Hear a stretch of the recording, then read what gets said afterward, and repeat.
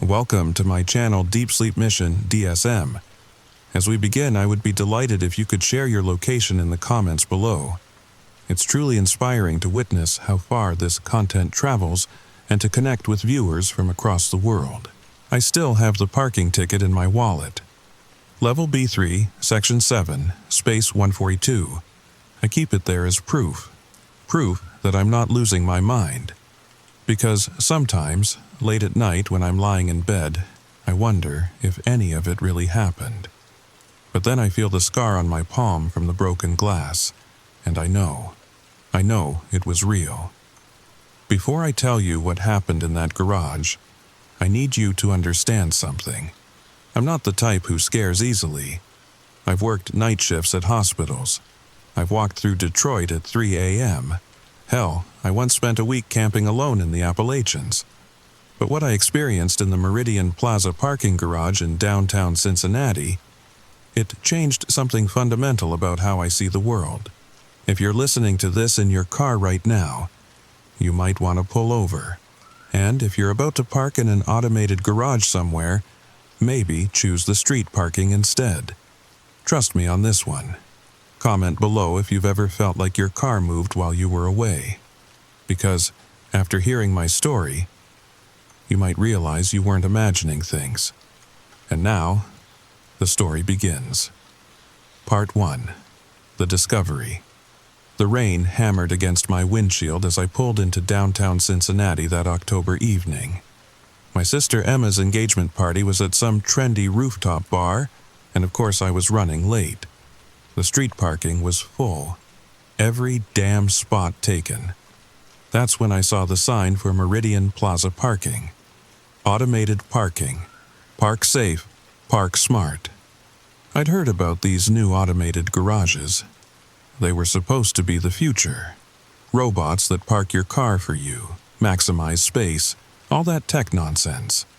But at that moment, all I cared about was finding somewhere dry to leave my beat-up Honda Civic.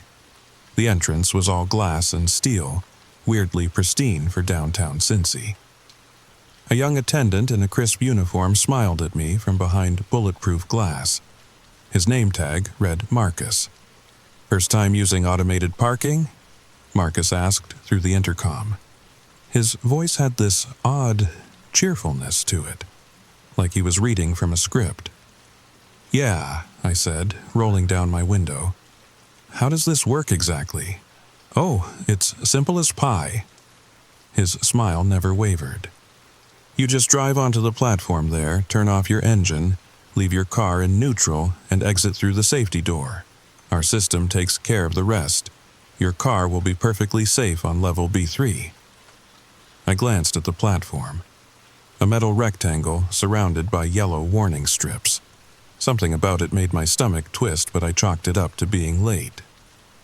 "How long does it take to get my car back?" I asked. "Usually about 3 to 5 minutes. Just insert your ticket when you return, and the system will retrieve your vehicle." Marcus slid a ticket through the slot. "Have a wonderful evening." I drove onto the platform. The moment my tires hit the metal, I felt it. A subtle vibration through the steering wheel. Like the whole structure was alive somehow. I put the car in neutral, grabbed my purse, and stepped out through the safety door. That's when I made my first mistake. As I walked away, I glanced back through the observation window. My car was already moving, sliding backward into the darkness of the garage. But for just a second, I could have sworn I saw something in my driver's seat. A shadow, a shape. No, just a trick of the light, had to be. The party was fine. Emma showed off her ring. Her fiancé Brad made boring speeches. I drank overpriced cocktails and made small talk with relatives I barely knew. But the whole time, I couldn't shake this feeling. Like I'd left something important behind. Something more than just my car. It was past midnight when I finally headed back to the garage. The rain had stopped, but the streets were slick and empty. The Meridian Plaza entrance was still lit up, but Marcus was gone. Another attendant sat in his place.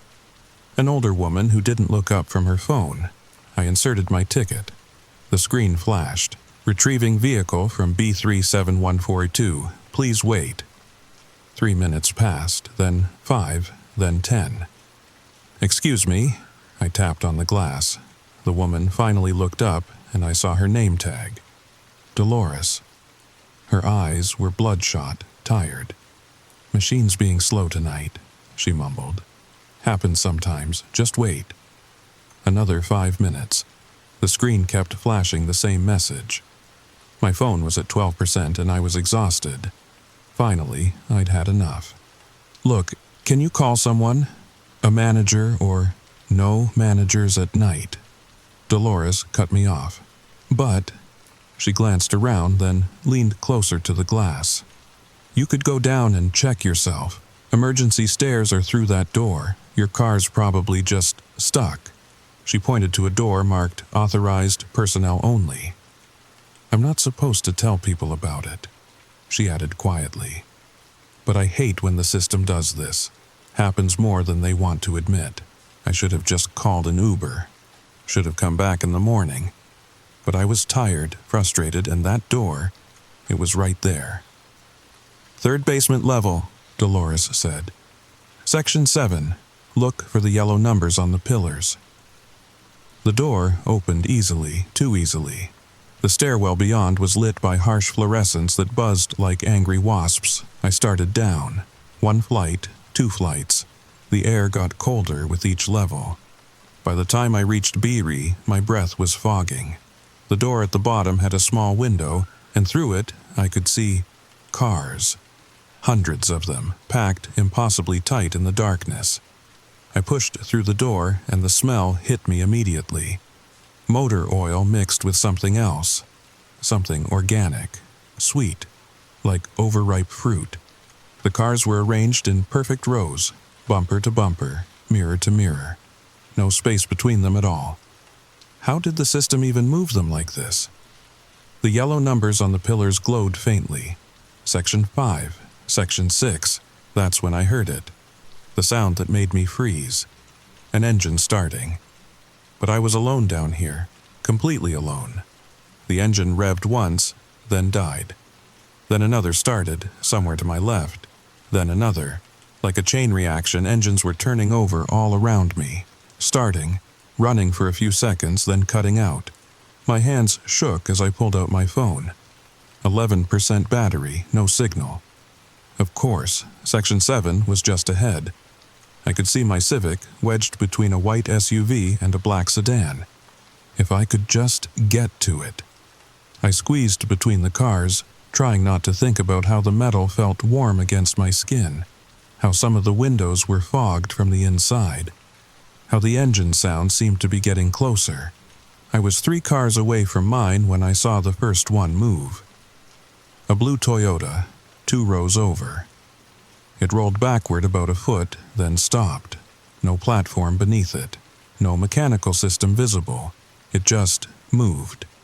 Then the car next to it rolled forward, then another. They were moving like pieces on a chessboard, reorganizing themselves, and they were closing in around me. I ran, squeezing between bumpers, scraping my jacket on side mirrors, not caring about the alarms I was setting off. My car was right there. Right there. I just needed to... My Civic's engine roared to life. I wasn't near it. No one was near it. But I could see the exhaust pipe, spewing fumes, could hear my radio blaring static, and in the driver's seat, illuminated by the dome light that shouldn't have been on, was a shape. Human-sized, but wrong. Like someone had tried to make a person out of shadows and oil stains. It turned to look at me. Part 2. The pattern. I stumbled backward, my hip slamming into the Mercedes behind me. Its alarm joined the cacophony, but I barely heard it over the pounding of my own heartbeat. The shadow thing in my car. It wasn't moving, just sitting there, watching. No, this wasn't real. Couldn't be real. I squeezed my eyes shut, counted to 3. When I opened them, the dome light in my Civic was off. The shadow was gone, just my empty car, engine still running.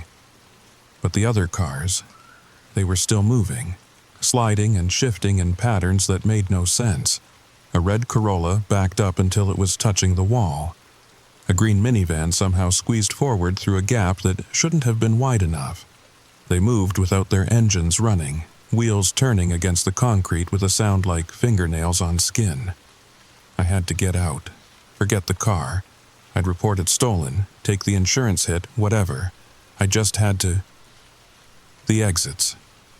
Where were the exits? I'd come from Section 7, but now I was surrounded by Section 9 markers. That was impossible. I hadn't moved that far. The yellow numbers on the pillars seemed to flicker, changing when I wasn't looking directly at them. 7 became 9, became 4, became 13. There was no Section 13. The garage only went to 12. My phone was at 8%. I turned on the flashlight anyway, sweeping it across the maze of vehicles. That's when I noticed the patterns. The cars weren't moving randomly, they were creating something. Paths, corridors, a labyrinth, and I was the mouse. Okay. Think. There had to be a logical explanation. Maybe this was some kind of maintenance mode. Maybe Dolores had activated something by accident. Maybe... A horn blared right next to my ear. I jumped, dropping my phone. It skittered under a black pickup truck, the flashlight spinning wild shadows across the ceiling. I dropped to my knees, reaching for it, and that's when I saw them. The keys. There were keys in every ignition. Dangling. Swaying slightly like they'd just been turned, but that was impossible. This was an automated garage. The whole point was that you kept your keys. My fingers closed around my phone, 5% battery now. How was it draining so fast? I stood up and found myself face to face with a windshield. A yellow Volkswagen Beetle that definitely hadn't been there 5 seconds ago. Its headlights flicked on, blinding me. I shielded my eyes, stumbling sideways, and my hand landed on something wet. The hood of a blue Mazda. Wet, but not with rain. The liquid was thick, viscous. In the Beetle's headlight glare, I could see it was dark. Oil? No. Too red for oil. I pulled my hand back, and that's when I saw the handprint. Not mine. This one was already there, pressed into the hood like someone had leaned on it. Someone who'd been bleeding. More handprints. On the Mazda's windows, on the white sedan next to it. Bloody handprints, drag marks like someone had tried to claw their way out of this maze. My throat was so dry I could barely swallow. "Hello?" My voice cracked. "Is someone else down here? Someone hurt?" The engines had stopped, all of them. The sudden silence was worse than the noise. I could hear my own breathing, too fast, too shallow. Could hear the drip, drip, drip of something leaking. Could hear footsteps, slow, deliberate. The click of heels on concrete, but not coming from any one direction. The sound echoed off the cars, seemed to come from everywhere at once. "Dolores?" I called out. "Is that you?" The footsteps stopped. Then, from somewhere in the maze of metal, "You shouldn't have come down here." It was my voice, my exact voice, but I hadn't spoken. "The cars don't like it when people see," my voice continued, getting closer. "They have to protect the pattern." I ran. Didn't matter where. Just away from that voice. I squeezed between cars, climbed over hoods, set off every alarm in my path. The maze kept changing. Cars rolling forward and back, creating new paths, closing off old ones, always hurting me deeper. My phone died.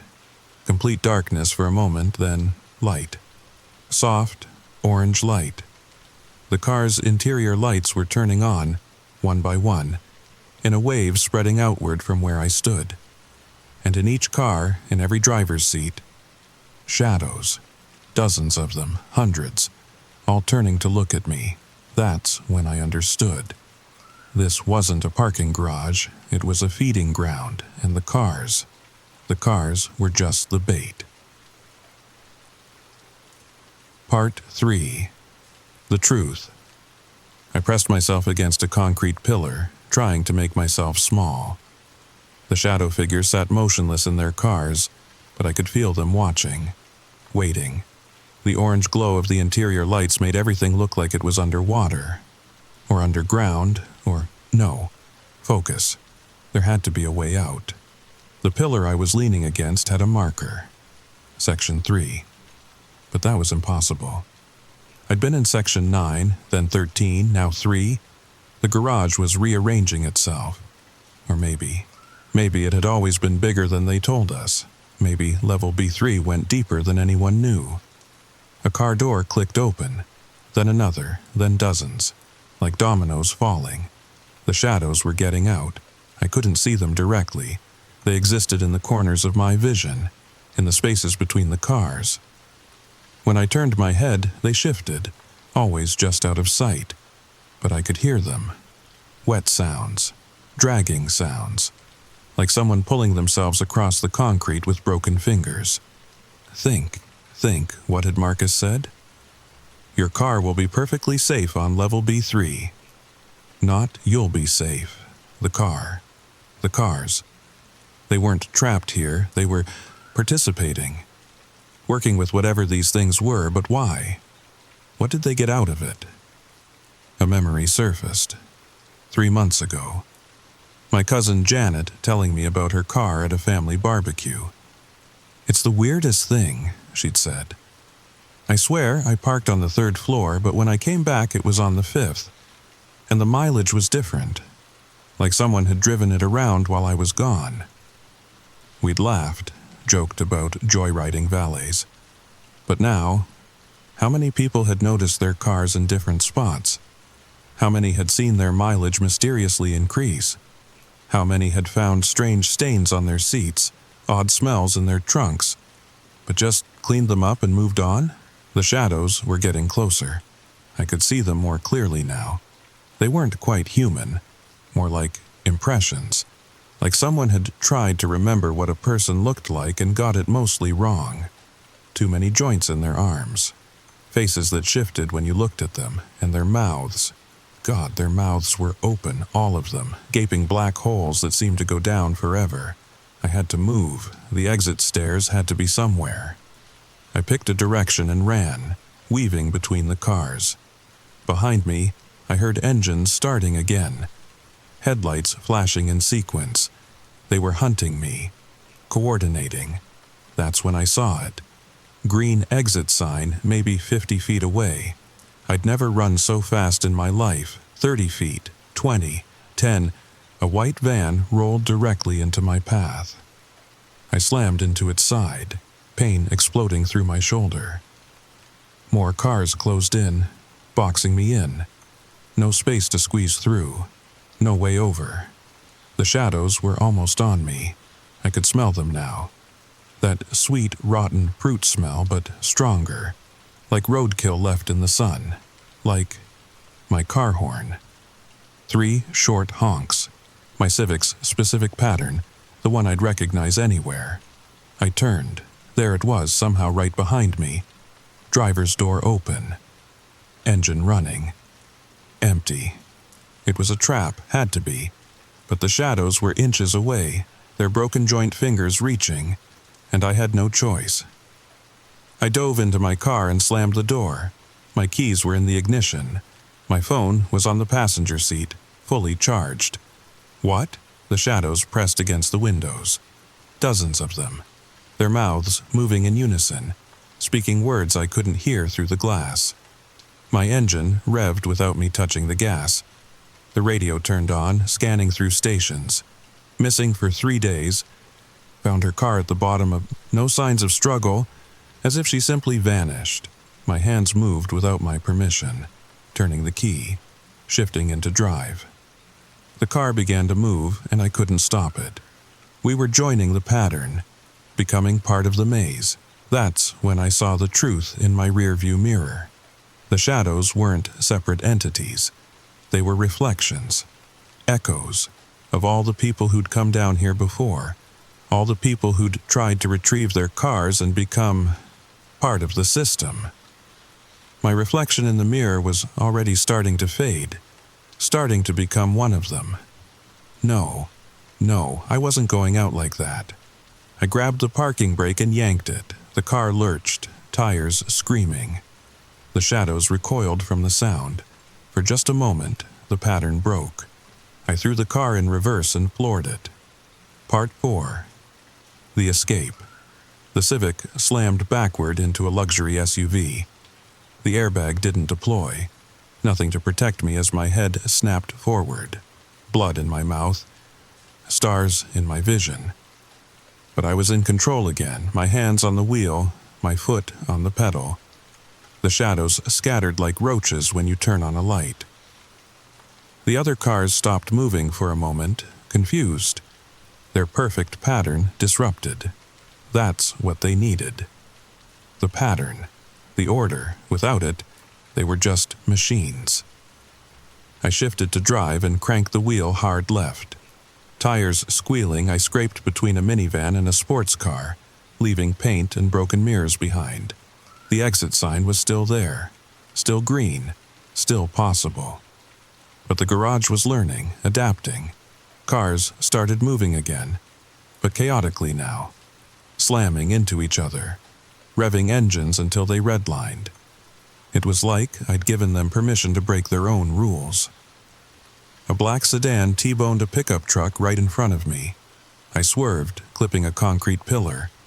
My passenger mirror exploded, glass everywhere. That's when I felt it. Warm blood on my palm from a shard that had sliced deep. Real blood, real pain. I was still human, still me. The radio kept cycling through stations. Body was never found. Car returned to the family. Unexplained mileage.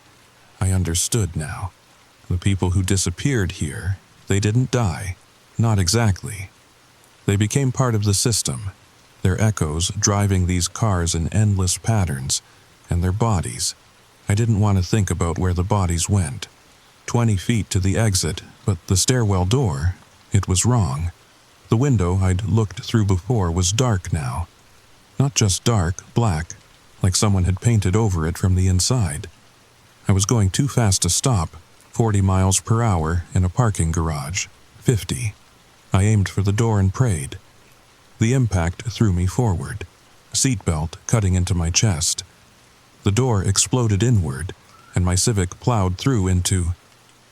not a stairwell, another parking level, identical to B3 but older.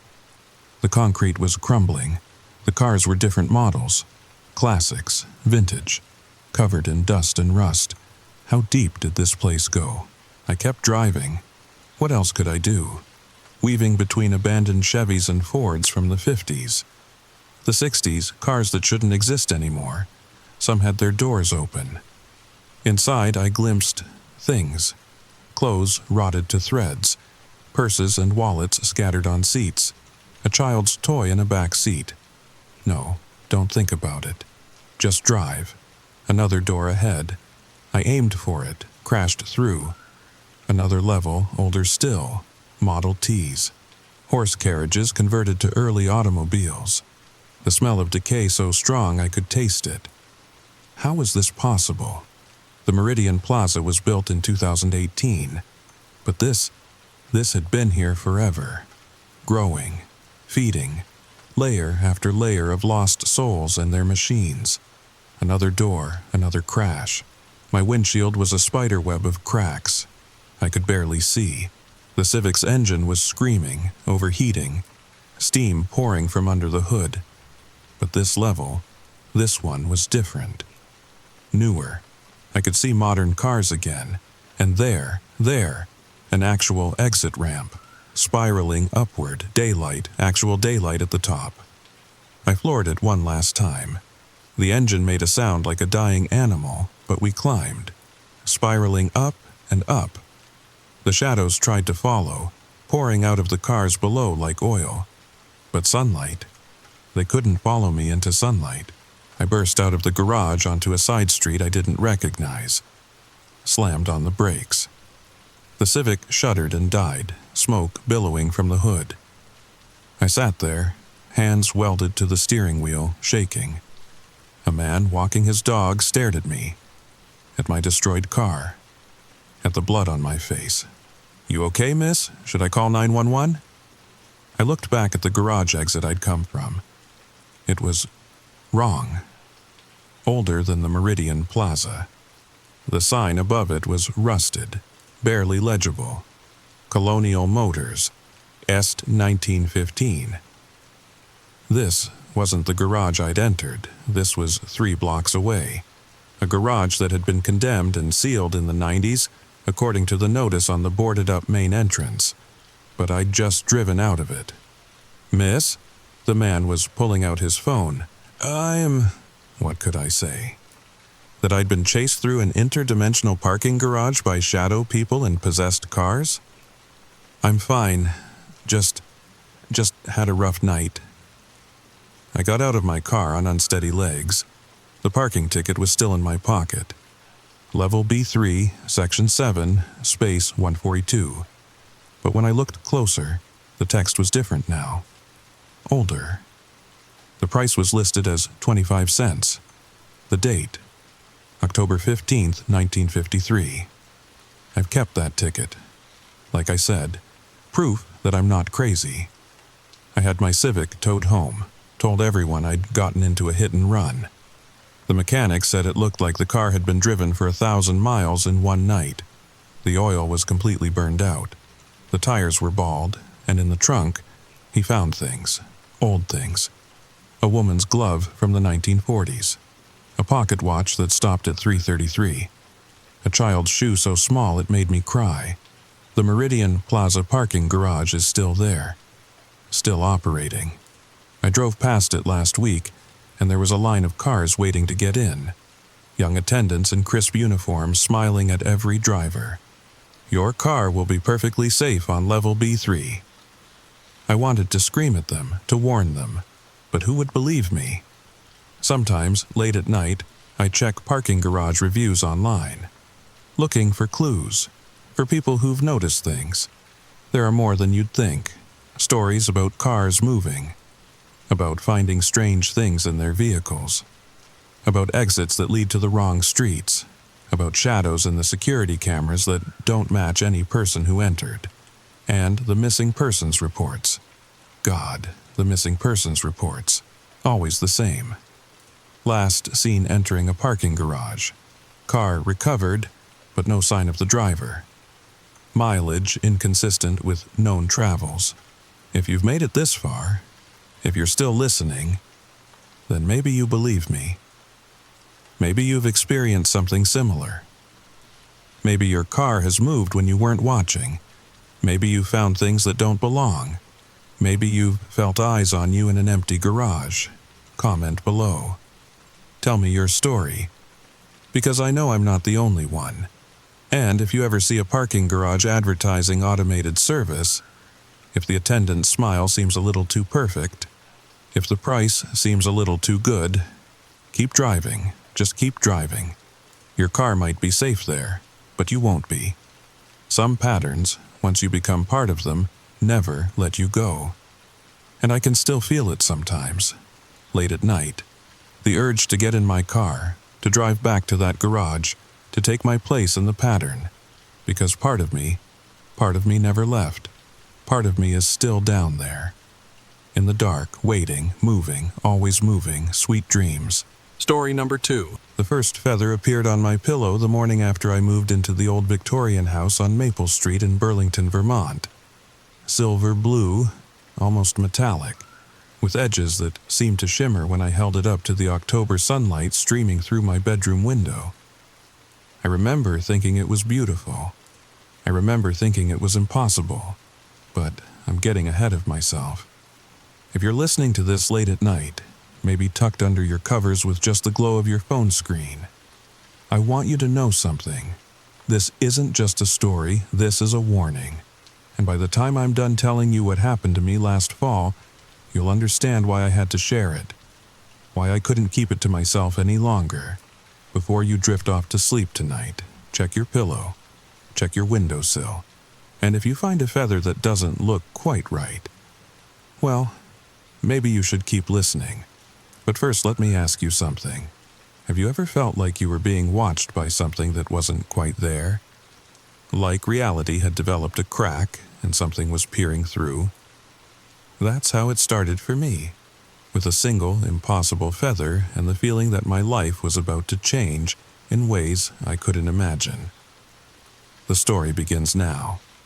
My name is Sarah Chen, and I'm a wildlife biologist. I've spent the last decade studying birds across North America, from the tiniest hummingbirds in Arizona to the massive condors soaring over California's coastline. I know feathers. I know their structure, their patterns, their purpose. I can tell you the difference between a primary flight feather and a secondary covert. I can identify a bird species from a single barb under a microscope. So when I tell you that the feather on my pillow that morning didn't belong to any bird I'd ever studied, any bird that's ever been documented, you need to understand the weight of that statement. The house on Maple Street was supposed to be my fresh start. After the divorce, after losing my research position at the university, I needed somewhere quiet. Somewhere I could write my book on migratory patterns without distractions. The rental listing had been perfect, charming Victorian, fully furnished, surrounded by mature maples and oaks. Perfect for nature lovers. I'd driven up from Boston on a gray September afternoon, my Toyota Corolla packed with everything I owned that mattered. Books mostly, research equipment, a few photos I couldn't bear to leave behind. The GPS led me through Burlington's historic district, past coffee shops and bookstores, until I turned onto Maple Street. The house stood 3 stories tall, painted sage green with cream trim. Gingerbread details adorned the eaves like delicate lace. A wraparound porch promised summer evenings with tea and birdsong. It was perfect. Too perfect, maybe, for the price they were asking. Mrs. Donnelly, the elderly landlord who lived next door, had seemed almost too eager to rent it to me. She was waiting on the porch when I arrived, a small woman with silver hair pulled back in a neat bun, wearing a floral dress that belonged to another era. "Oh, you must be Sarah," she'd said, clasping her hands together. "I'm so glad you're here, so very glad." The way she said it, like she'd been waiting for me specifically, should have been my first warning. She showed me through the house with the efficiency of someone who'd done this many times before. The hardwood floors creaked pleasantly under our feet. Afternoon light filtered through original stained glass windows, casting rainbow patterns on the walls. The furniture was antique but well-maintained. Heavy Victorian pieces that seemed to have grown from the house itself. The previous tenants left rather suddenly, Mrs. Donnelly explained as we climbed to the second floor. A young couple. Very nice, but they said the house didn't suit them after all. How long were they here? Oh, 3 weeks, I believe, maybe 4. That's not very long. She paused at the top of the stairs, one hand on the banister. No, it wasn't. The master bedroom was at the front of the house, overlooking the street through tall windows dressed in sheer curtains. An antique 4-poster bed dominated the space. The kind of bed that had probably witnessed births and deaths, love and loss, secrets whispered in the dark. "Oh, a bird expert," Mrs. Donnelly had exclaimed when I'd mentioned my profession during the walkthrough. How wonderful. The previous tenants, well, they didn't appreciate the local wildlife quite as much. Were there problems with birds? I asked. Problems? Oh no, dear, not problems, just activity. You know how old houses can be. Things nest in the eaves, find their way inside sometimes. I should have asked more questions. Should have wondered why the rent was so reasonable for such a beautiful house. Should have noticed how her smile never quite reached her eyes, how her gaze kept drifting to the windows as if watching for something. But I was tired, heartsick, ready to believe in fresh starts and new beginnings. I signed the lease that afternoon. That first morning, I held the strange feather up to my laptop camera, trying to capture its unusual properties for my research notes. It was about 6 inches long, primary flight feather size, but the barbules didn't zip together like they should. Instead, they seemed to flow independently, creating an almost liquid appearance. And the color, under different angles of light, it shifted from silver to blue to something that made my eyes water if I stared too long. I opened my field guide, then another, then pulled up databases on my laptop. Nothing matched. The structure was wrong. The color was impossible. No known bird produced feathers with this iridescence, this weight, this strange warmth that seemed to pulse against my palm. I placed it carefully in a specimen bag and decided to analyze it later. I had unpacking to do, books to arrange, a life to rebuild. The house revealed itself slowly as I settled in. Each room had its own personality, its own quirks. The kitchen, with its vintage appliances and herbs growing on the windowsill, felt like the heart of the home. The living room, lined floor to ceiling with built-in bookshelves, seemed to wrap around me like an embrace. And the small study off the main hallway, that became my sanctuary. I set up my microscope there, arranged my reference books, hung my charts of migration patterns. But it was the attic that called to me. A narrow staircase led up from the 3rd floor, and though Mrs. Donnelly had mentioned it was just storage space, I felt drawn to explore. The door stuck at first, then gave way with a groan that sounded almost like a sigh. The attic was larger than I'd expected, with dormers creating cozy nooks flooded with dusty light. Old trunks and sheet-covered furniture created a maze of shadows, and in the far corner, barely visible, was something that made my breath catch, a desk. Antique, like everything else in the house. But this one was covered in papers, journals, specimen jars. Someone had been studying here. Someone had been collecting. I approached slowly, my footsteps muffled by years of dust. The papers were yellowed with age, covered in careful handwriting. Notes about local bird species. Drawings of feathers. But as I looked closer, the drawings became stranger. Feathers with too many barbs. Feathers that seemed to exist in impossible geometries. Feathers exactly like the one I'd found on my pillow. A journal lay open to a page dated 50 years ago. The handwriting was feminine, precise. They come with the autumn migration. Not from south to north or north to south, but from somewhere else entirely. I've collected 17 specimens now. Each one different. Each one impossible. Harold thinks I'm losing my mind, but I know what I see. They watch from the trees at twilight. They leave gifts for those who notice. They're trying to tell us something. The entry ended abruptly. I flipped through the journal, finding more notes, more drawings, more questions without answers. And then, pressed between the pages like a bookmark, another feather. This one was smaller, the color of burnished copper, and when I touched it, images flooded my mind. Not memories, not quite visions. Something else. Flying through skies that weren't blue but every color at once. Perching on branches that grew in directions that shouldn't exist.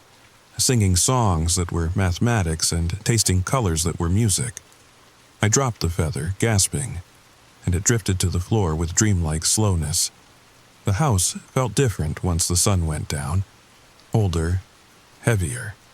The Victorian architecture that had seemed charming in daylight took on a different quality in darkness. Shadows pooled in corners that didn't quite make geometric sense. The stairs creaked in a rhythm that almost sounded like breathing. I made myself a cup of chamomile tea, found a cozy spot in the living room with my laptop, and tried to focus on my writing. But every few minutes I'd catch myself looking up at the ceiling, listening, waiting for something. The old house settling, I told myself. Wood contracting as the temperature dropped. Perfectly normal, perfectly rational. But then, why did it sound so deliberate? Why did it follow a pattern that reminded me of Morse code of language, of something trying to communicate. Around midnight, I heard it. A soft rustling from upstairs, like wings brushing against wood. Old house, I told myself. Probably just the wind in the attic. But Vermont October nights are still. There was no wind. I climbed the stairs slowly, each step announcing my presence to whatever might be listening. The sound seemed to be coming from the spare bedroom at the end of the hall. The door was slightly ajar, darkness seeping out like smoke. My hand trembled as I reached for the doorknob. Every instinct told me to go back downstairs, to lock myself in my room, to leave this house and never return. But curiosity has always been my weakness, the need to understand, to document, to know. I pushed the door open. The room was empty. Moonlight filtered through lace curtains, casting intricate patterns on the hardwood floor. Everything was still, silent, normal, except for the feather on the windowsill. This one was different, longer, maybe 8 inches, the color of twilight, purple-black, with hints of deep green that shifted like oil on water. And it was warm. Not body temperature warm, something else. Like it had been sitting in sunlight that didn't exist. I picked it up and immediately dropped it. For just a moment, just a fraction of a second, I'd felt something, a pulse, a heartbeat, a connection to something vast and ancient, and absolutely not of this world. The feather drifted to the floor in a way that defied physics. Too slow, too deliberate, like it was choosing where to land. I backed out of the room and closed the door, went downstairs, made another cup of tea with shaking hands. Told myself I was being ridiculous. Told myself it was just the stress of the move, the divorce, the career setback. My mind playing tricks. But when I finally went to bed around 2 a.m., there was another feather on my pillow. This one was small, downy, the color of fog over water, and it smelled like rain that hadn't fallen yet. I didn't sleep that night. Sat in the chair by my window instead, watching the street, watching the sky, watching for something I couldn't name. And just before dawn, when the world balanced on the edge between night and day, I saw them. Shapes in the trees. Too large to be crows, too strange to be anything I could identify. They sat motionless, watching my window, and I had the distinct feeling they were waiting for something. Waiting for me to understand. I started keeping a journal. Scientific documentation, I told myself. Not because I was scared, because I was curious, because this was interesting, because I needed to understand, because if I didn't write it down, I might start to think I was imagining it all. Day 3. Found 2 feathers in the kitchen this morning, both approximately 4 inches, color impossible to describe, somewhere between copper and shadow. Texture, standard feather structure but unusually flexible. Responds to touch in ways that suggest organic consciousness. Note, they were arranged in a perfect V-shape on the counter, pointing toward the window. Day 5. Woke up to find my research notes covered in small downy feathers. All identical, all that strange fog color. Counted 17. They spelled out something, but the pattern dissolved when I tried to photograph it. Camera showed only blank paper. My hands shook for an hour afterward. Day 7. The feathers are appearing more frequently now. Different sizes, different colors, all impossible, all beautiful, all wrong. Found one inside a sealed jar of peanut butter, another in my laptop bag, 3 in the shower drain, arranged like a star. Starting to recognize individual types. The twilight ones appear at dusk. The silver-blue ones in morning light. The fog-colored down appears when it's about to rain. I tried to be rational. Tried to apply scientific method. I collected samples, labeled them, stored them in my specimen cases. I researched everything I could about unknown bird species, about cryptozoology, about optical illusions that might explain the strange colors. But deep down I knew these weren't from any bird that existed in our world. I called my colleague at Cornell, Dr. James Martinez. We'd co-authored papers on migration patterns. He was brilliant, rational, everything I needed. James, I'm sending you some photos. Tell me what you see. A pause while he opened the files. Then, Sarah, these are blank. Is this some kind of joke? Blank? Whatever you're trying to send, it's not coming through, just white spaces. The feathers wouldn't photograph, wouldn't scan, existed only for me, apparently, or for whoever was chosen to see them. I thought about calling my ex-husband, David. He'd always been the rational one, the one who could explain away my flights of fancy with logic and reason, but I could already hear his condescending tone. Sarah, you're stressed. You're imagining things. Maybe you should talk to someone. No, I needed to figure this out myself. I threw myself into research, spent hours in the Burlington Library, reading about local history, about the house, about strange occurrences in the area. Found newspaper clippings from the 1970s about unusual bird sightings on Maple Street. Found a mention in a 1920s journal about angels' feathers appearing in certain houses. Found a pattern stretching back decades, maybe centuries, always the same. Feathers appearing in impossible places. People who collected them. People who eventually disappeared. The house felt different now. Watchful. Like something was studying me as much as I was studying it. I'd catch movement in my peripheral vision, turn to find nothing but shadows and dust motes dancing in afternoon light. But the dust motes moved wrong. Swirled in patterns that reminded me of murmuration, the way starlings dance across autumn skies. I started leaving my recorder running at night, played back hours of silence punctuated by sounds that shouldn't exist. Wing beats in rooms with closed windows. Whispers in languages that predated human speech. And underneath it all, a rhythm like breathing, like the house itself was alive. Mrs. Donnelly came by less frequently now. When she did, she'd stand on my porch, not quite meeting my eyes. "Everything all right, dear?" she'd ask. "Sleeping well?" "Fine," I'd lie. "The house is very peaceful." She'd nod, clutch her cardigan tighter, and hurry back to her own home. I noticed she kept her curtains drawn now. Noticed the line of salt on her windowsills. Noticed the strange symbols chalked on her doorframe. One night, I woke up to find my bedroom full of feathers. Not just a few, hundreds. They covered every surface, floated in the air like snow, turned the moonlight into something ethereal and otherworldly. I sat up in bed, hardly daring to breathe, and watched them dance. They moved with purpose, with intelligence, forming shapes and patterns that almost made sense, that almost told a story. Before dissolving and reforming into something new, I saw birds that couldn't exist. Creatures with too many wings. Things that flew between spaces. A murmuration in miniature right in my bedroom. They swirled and dove and climbed, creating three-dimensional hieroglyphs that my mind couldn't quite parse. But my heart understood. They were trying to communicate, trying to show me something, trying to prepare me.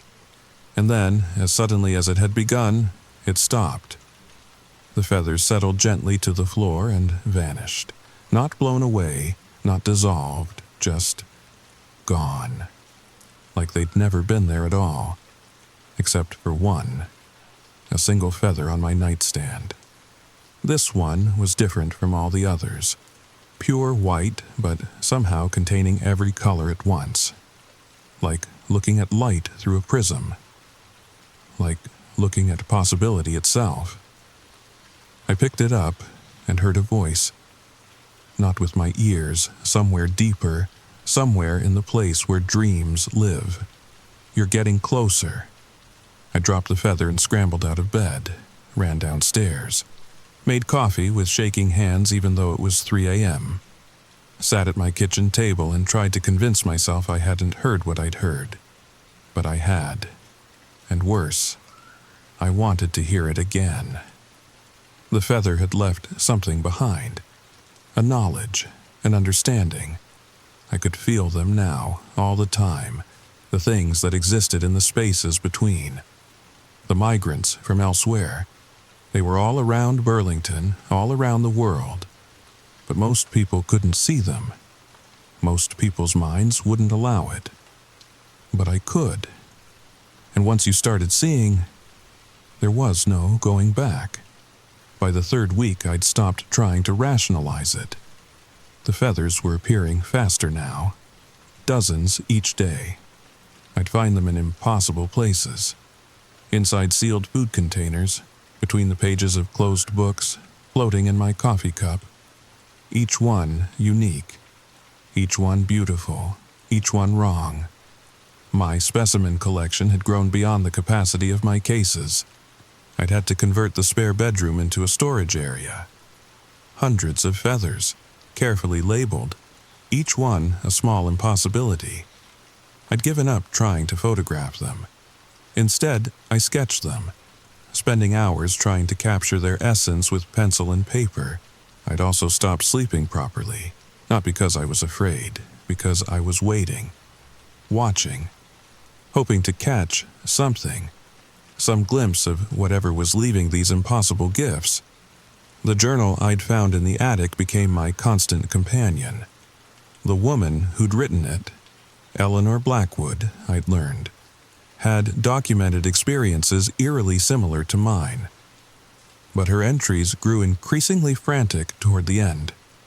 They want me to come with them. I can feel it in every feather, every sign. Harold found me on the roof last night. I don't remember climbing up there. I was trying to fly. The wings they've shown me. Oh, the wings are so beautiful, made of space and time and dreams. How can I stay earthbound when I've seen how they soar? The final entry was just a single line. Tonight, I accept their invitation. Eleanor Blackwood had disappeared in 1973. Her husband reported her missing. Police found no signs of foul play. Just an empty house and, according to one report, an unusual number of feathers that couldn't be identified. I was following her path. I could feel it. Each feather was a breadcrumb leading me deeper into something I didn't understand. But unlike Eleanor, I was documenting everything, creating a record. Maybe I was fooling myself, but I thought if I approached it scientifically enough, I could maintain some control. Mrs. Donnelly knocked on my door one afternoon. She stood on my porch, clutching a casserole dish, her eyes darting nervously over my shoulder. "Just thought I'd check in," she said. "See how you're settling in." "I'm fine," I lied. "The house is lovely." She studied my face, seemed to see something there that made her grip on the casserole tighten. The shadows under my eyes, maybe. The way my hands trembled slightly. The feather caught in my hair that I hadn't noticed. "Have you been finding things?" she asked carefully. My heart skipped. "What kind of things?" "Oh, old houses. Sometimes previous tenants leave items behind, in odd places." "Mrs. Donnelly," I said slowly, "what happened to the previous tenants?" Her smile was brittle as autumn leaves. "They moved, suddenly, said they found a better opportunity elsewhere. And the tenants before them also moved. Such a transient world we live in these days." "How many, Mrs. Donnelly? How many tenants have left suddenly?" She clutched the casserole dish like a shield. That's not. You should eat something, dear. You look thin." "Was Eleanor Blackwood the first?" The dish slipped from her hands, shattering on the porch. We both stared at the spreading mess of tuna noodle casserole and broken ceramic. "How do you know that name?" she whispered. I found her journal. In the attic. Mrs. Donnelly aged 10 years in that moment. Her shoulders sagged. Her carefully maintained composure crumbled. I told them to clear out that attic. Told them to burn everything. But the house, doesn't like to let go of its treasures. You knew. You've always known. She nodded slowly. My grandmother lived in this house. Built it with her husband in 1892. She saw them too, collected their feathers. Wrote about them in journals I still have. She said they come through every few decades. Looking for someone. Someone like me. Someone who can see. Someone who can bridge the gap between their world and ours. Someone who can help them complete their migration. What happened to her? Mrs. Donnelly smiled sadly. She left one night, just walked out of the house and never came back. Left a note saying she'd found where she belonged. We found feathers in her room for years afterward.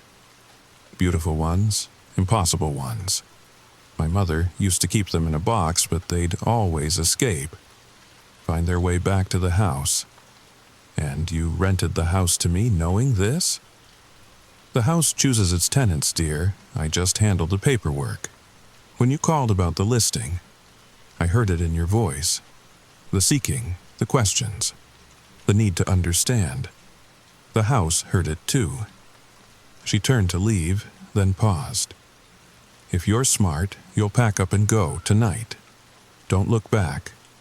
Don't take anything from the house with you. Just go. And if I stay? She looked at me with eyes full of sorrow and something else. Envy, maybe. Then you'll find what you're looking for, but you might not remain yourself long enough to appreciate it. And that night I couldn't stop thinking about her words. I sat in the study, surrounded by my collection of feathers, and tried to make a decision. Leave and always wonder, or stay and risk what? Transformation? Madness? Something worse? I picked up the prism white feather, the one that had spoken to me, held it up to the lamplight. And I saw them clearly for the first time. Not birds, not angels. Something else entirely. They existed in the spaces between spaces, in dimensions that folded in on themselves. They were migration itself, movement personified, the journey between here and there made manifest, and they were beautiful. One of them, the closest thing to a leader they seemed to have, extended something that might have been a wing. The voice in my head was clearer now, almost conversational. You've been studying us. That's good. We've been studying you too. What are you? I whispered. Migrants, like the birds you study. But our migration is between worlds, between possibilities. We nest in the spaces where reality is thin. Why the feathers? Invitation, communication, gift. You understand patterns. You see what others miss. We need someone who can document our passage. Someone who can help others understand. Understand what? That there are more ways to fly than your kind imagines. That migration doesn't have to be limited by geography or physics. That some journeys lead to places your maps can't show. What happened to the others? Eleanor, Mrs. Donnelly's grandmother. They chose to migrate with us, to see what lies beyond, to become something more than what they were. And if I choose to stay, then you stay. But you'll always wonder, always feel the pull, always know that there was a door you chose not to open. They faded then, leaving me alone in my study. But not really alone. I could still feel them. In the walls, in the air, in the feathers that continued to appear, each one a gentle reminder of the choice I had to make. I'm running out of time to tell you this story. They're coming back. I can feel it in the way the air tastes, in the way shadows fall at wrong angles, in the way my collection of feathers has started to sing when no one's listening. It's been 3 days since Mrs. Donnelly's visit. 3 days of increasing activity. The feathers aren't just appearing anymore. They're growing. From the walls, from the floorboards, from my own skin. I woke up yesterday with down covering my arms. Soft, gray, impossibly warm. It brushed off easily but left behind a tingling sensation, like my skin remembered being something else. like it wanted to be something else. The house has become a thin place. Reality wears gossamer thin here. I see them constantly now. The migrants, the between things, the impossible birds that aren't birds. They perch on furniture that exists in more dimensions than 3. They sing songs that rewrite the laws of physics. They're waiting for something. For me to decide, I've been recording everything. Videos that show only empty rooms but capture audio of wing beats and voices speaking in mathematics. Pages of notes about their biology, their behavior, their purpose. Sketches of feathers that represent concepts rather than physical objects. I've created a taxonomy of the impossible. Last night, I found a new feather, different from all the others. It was massive, nearly 2 feet long, and it hurt to look at directly. The colors shifted and writhed like living things. The barbs seemed to extend into dimensions I couldn't perceive, and it was heavy, far heavier than any feather should be. When I touched it, I understood. It wasn't just a feather. It was a key. The migrants showed me what would happen if I used it. Showed me the transformation. Not death, not disappearance. Evolution. Becoming something that could exist in multiple realities simultaneously. Something that could migrate between worlds as easily as a swallow flies from North to South America. But it's not reversible. Once you grow wings that can navigate between dimensions, you can't fold them back into human form. Once you see all the colors that exist beyond visible light, you can't unsee them. Once you hear the songs that hold universes together, mundane sound becomes unbearable. I've made my decision. I'm leaving this recording for whoever finds it. Leaving my notes, my sketches, my collection, evidence that they exist, that there are wonders beyond our understanding, that sometimes evolution isn't gradual, it's a choice. Mrs. Donnelly will find another tenant eventually. Someone else who asks questions. Someone else who sees patterns. Someone else who can't resist picking up impossible feathers. And maybe they'll be smarter than me.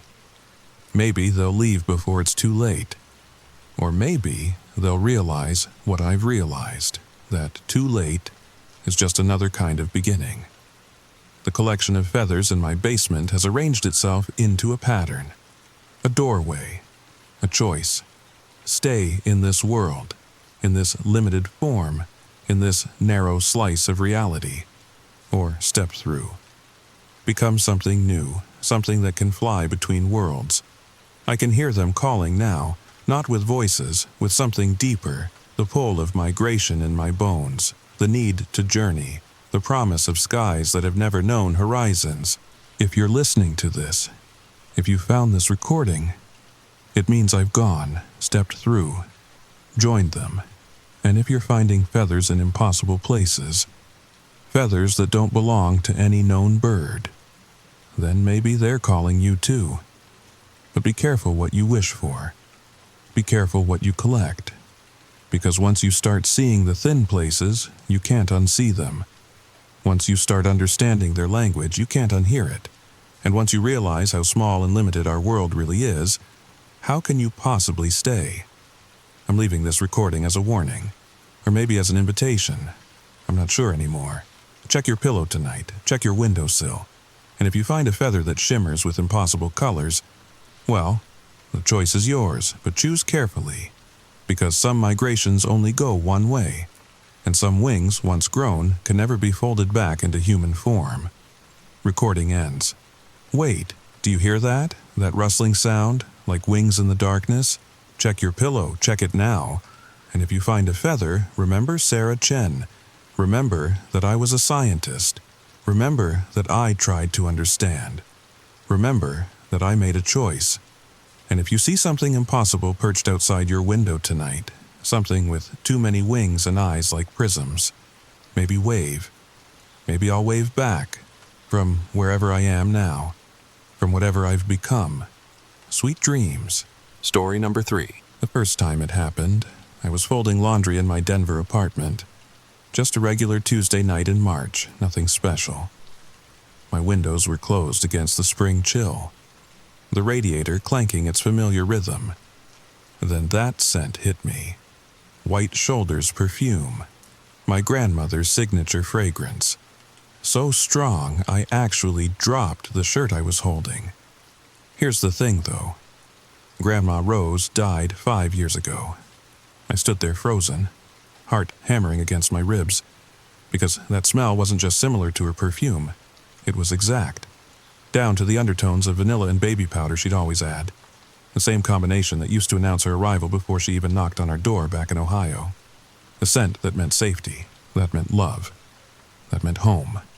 If you've ever lost someone close to you, you know how certain smells can trigger memories. But this was different. This wasn't a memory. This was like she'd just walked through my living room, like she'd paused right behind me, watching me fold my work clothes. And that's when things started getting really strange. But wait, before I tell you what happened next, I need you to understand something. What would you do if you started experiencing something impossible? Something that made you question your sanity, your reality? Would you tell someone? Would you even believe yourself?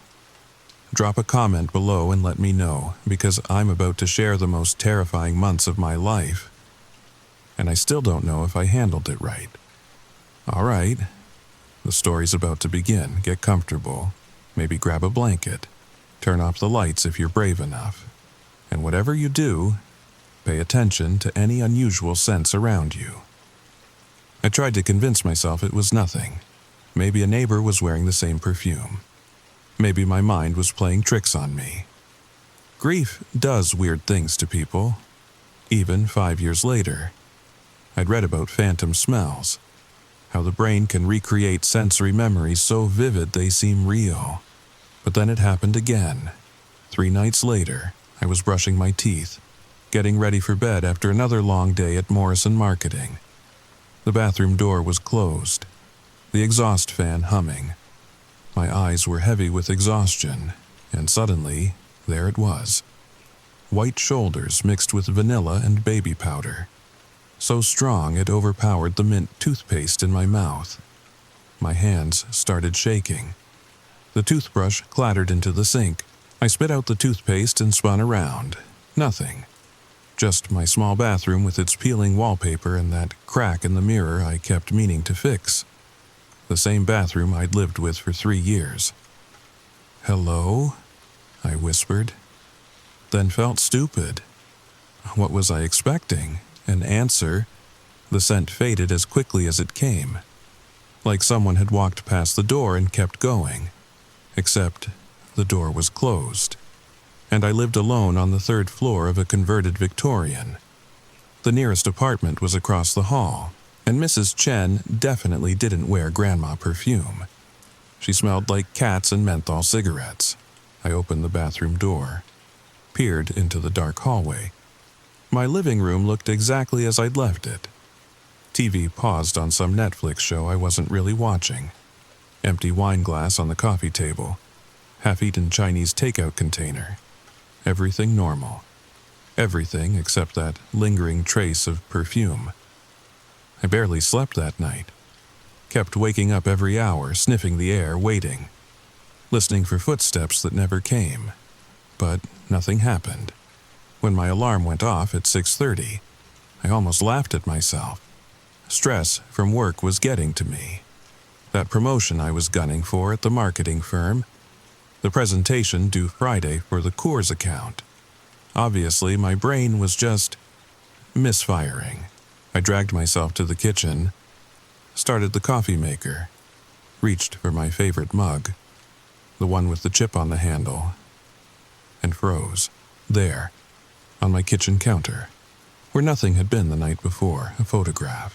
It was sitting perfectly centered, like someone had placed it with care. A Polaroid I'd never seen before, slightly yellowed at the edges, and in it, Grandma Rose, sitting in her favorite rocking chair, the one from her house in Lakewood, wearing that lavender cardigan she loved, the one with the pearl buttons, smiling directly at the camera, directly at me. My coffee mug slipped from my hand, shattered on the tile floor. Ceramic shards scattered everywhere because that photo. I would have remembered that photo. I was the keeper of all our family pictures after she died. I'd gone through every album, every box, digitized hundreds of them for the family archive, spent weeks organizing them. This one didn't exist. But there it was, and on the back, in her distinctive loopy handwriting, the same handwriting from birthday cards and grocery lists, 3 words that made my blood run cold. I'm still here. I called in sick to work, told them I had food poisoning, spent the entire day tearing my apartment apart, looking for I don't even know what, an explanation, more photos, some sign that I was being pranked. Maybe my sister Emma drove down from Portland. Maybe this was her idea of a joke. I found nothing. But that night, as I lay in bed staring at the ceiling, the perfume came back, stronger than ever, and this time, I heard humming, soft, barely there, like it was coming from very far away, the melody she used to hum while cooking Sunday dinner. Amazing Grace. The humming grew closer, moved from the hallway to my bedroom door, then stopped, right outside. The doorknob turned slowly, so slowly. The door creaked open inch by inch, and the perfume, God, the perfume was overwhelming. But nothing came through, just darkness. And that voice, humming, now from the foot of my bed. I pulled the covers up to my chin like a child, like that would protect me. My phone was on the nightstand. I could call someone, but who? And what would I say? The humming stopped. Silence stretched out. 1 minute, 2, then, Sweet Pea, a whisper, right next to my ear, in her voice. Her exact voice. The way she'd said it 1,000 times when I was young. When I was scared. When I was sick. When I needed comfort, I squeezed my eyes shut, tears streaming down my face. Grandma? No answer. Just the gentle pressure of a hand smoothing my hair, once, twice, 3 times, the exact way she used to. Then nothing. When I finally opened my eyes, dawn was breaking through my curtains. And on my nightstand, another Polaroid. This one showing me as a child, maybe 8 years old, sitting on Grandma's lap, both of us laughing at something off camera. I remembered that day, 4th of July, 1998, the summer after my parents died. The first time I'd laughed in months. On the back, I never left you, Sweet Pea, I never will. I need to tell you about my grandmother. So you understand why this was so specifically terrifying. So you understand why I couldn't just dismiss it, couldn't just move on. Grandma Rose raised me after my parents died in that car accident on I-70. Black ice. December 23rd, 3 days before Christmas. I was 7. She was my whole world after that. Every memory of feeling safe, feeling loved. They all smelled like White Shoulders perfume and homemade apple pie. She had these rituals, these little things she always did. Humming while she cooked, tapping her wedding ring against her coffee mug in the morning. Exactly 3 times. A nervous habit from 60 years of marriage. The way she'd smooth my hair back from my forehead when I was upset. The way she'd check on me every night at exactly 10:30, like clockwork.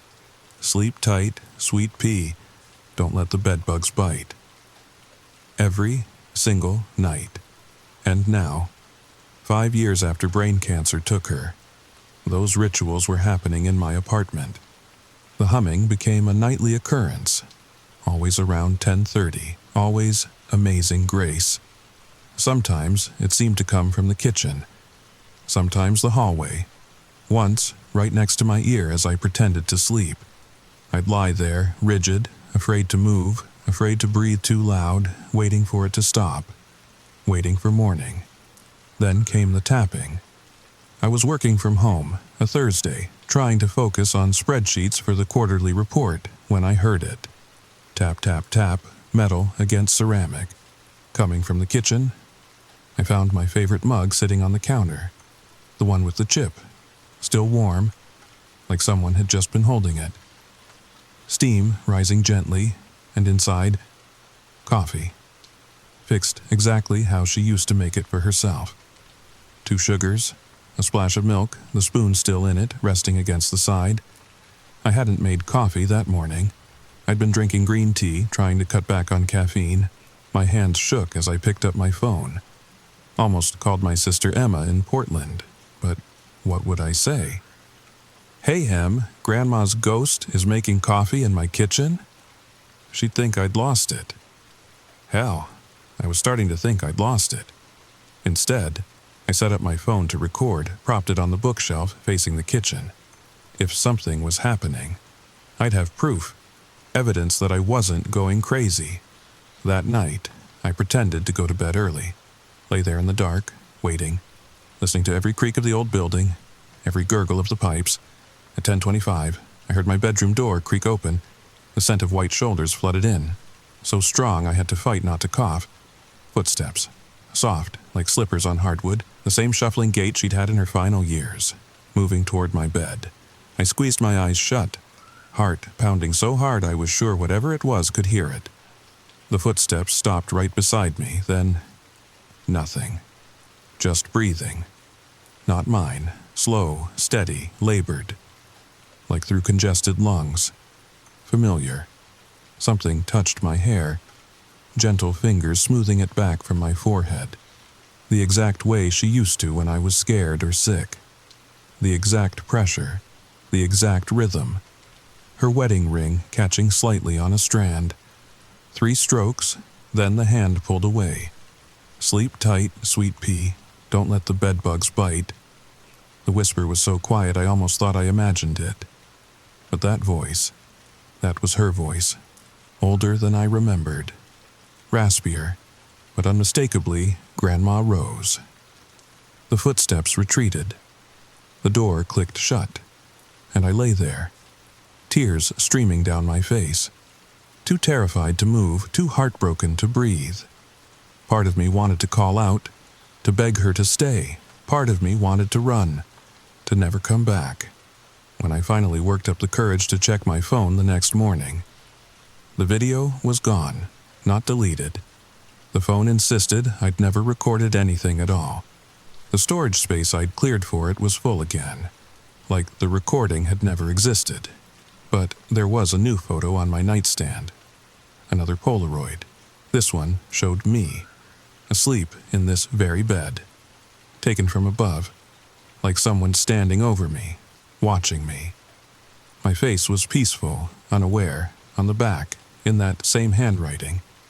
"You look tired, sweet pea, you're working too hard."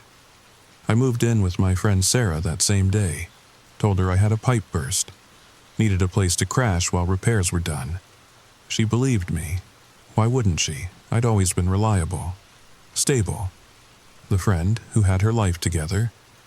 But 3 nights later, in Sarah's guest room in her suburb outside Denver, I woke to the scent of white shoulders and realized, with a cold dread that made my whole body go numb, it wasn't tied to my apartment. It was tied to me. The photos started appearing at Sarah's house too, on the guest room dresser, in my laptop bag, once, tucked into my jacket pocket, always Polaroids. Always moments I didn't remember being photographed. Me at the grocery store. Me at work. Me crying in my car after a particularly bad day, always with messages on the back. "You forgot to eat lunch again. That boy isn't good enough for you. I'm proud of you, sweet pea."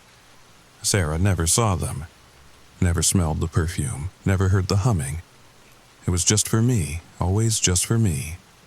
Sarah's house should have been safe. A new build in Highlands Ranch. All modern fixtures and open floor plans.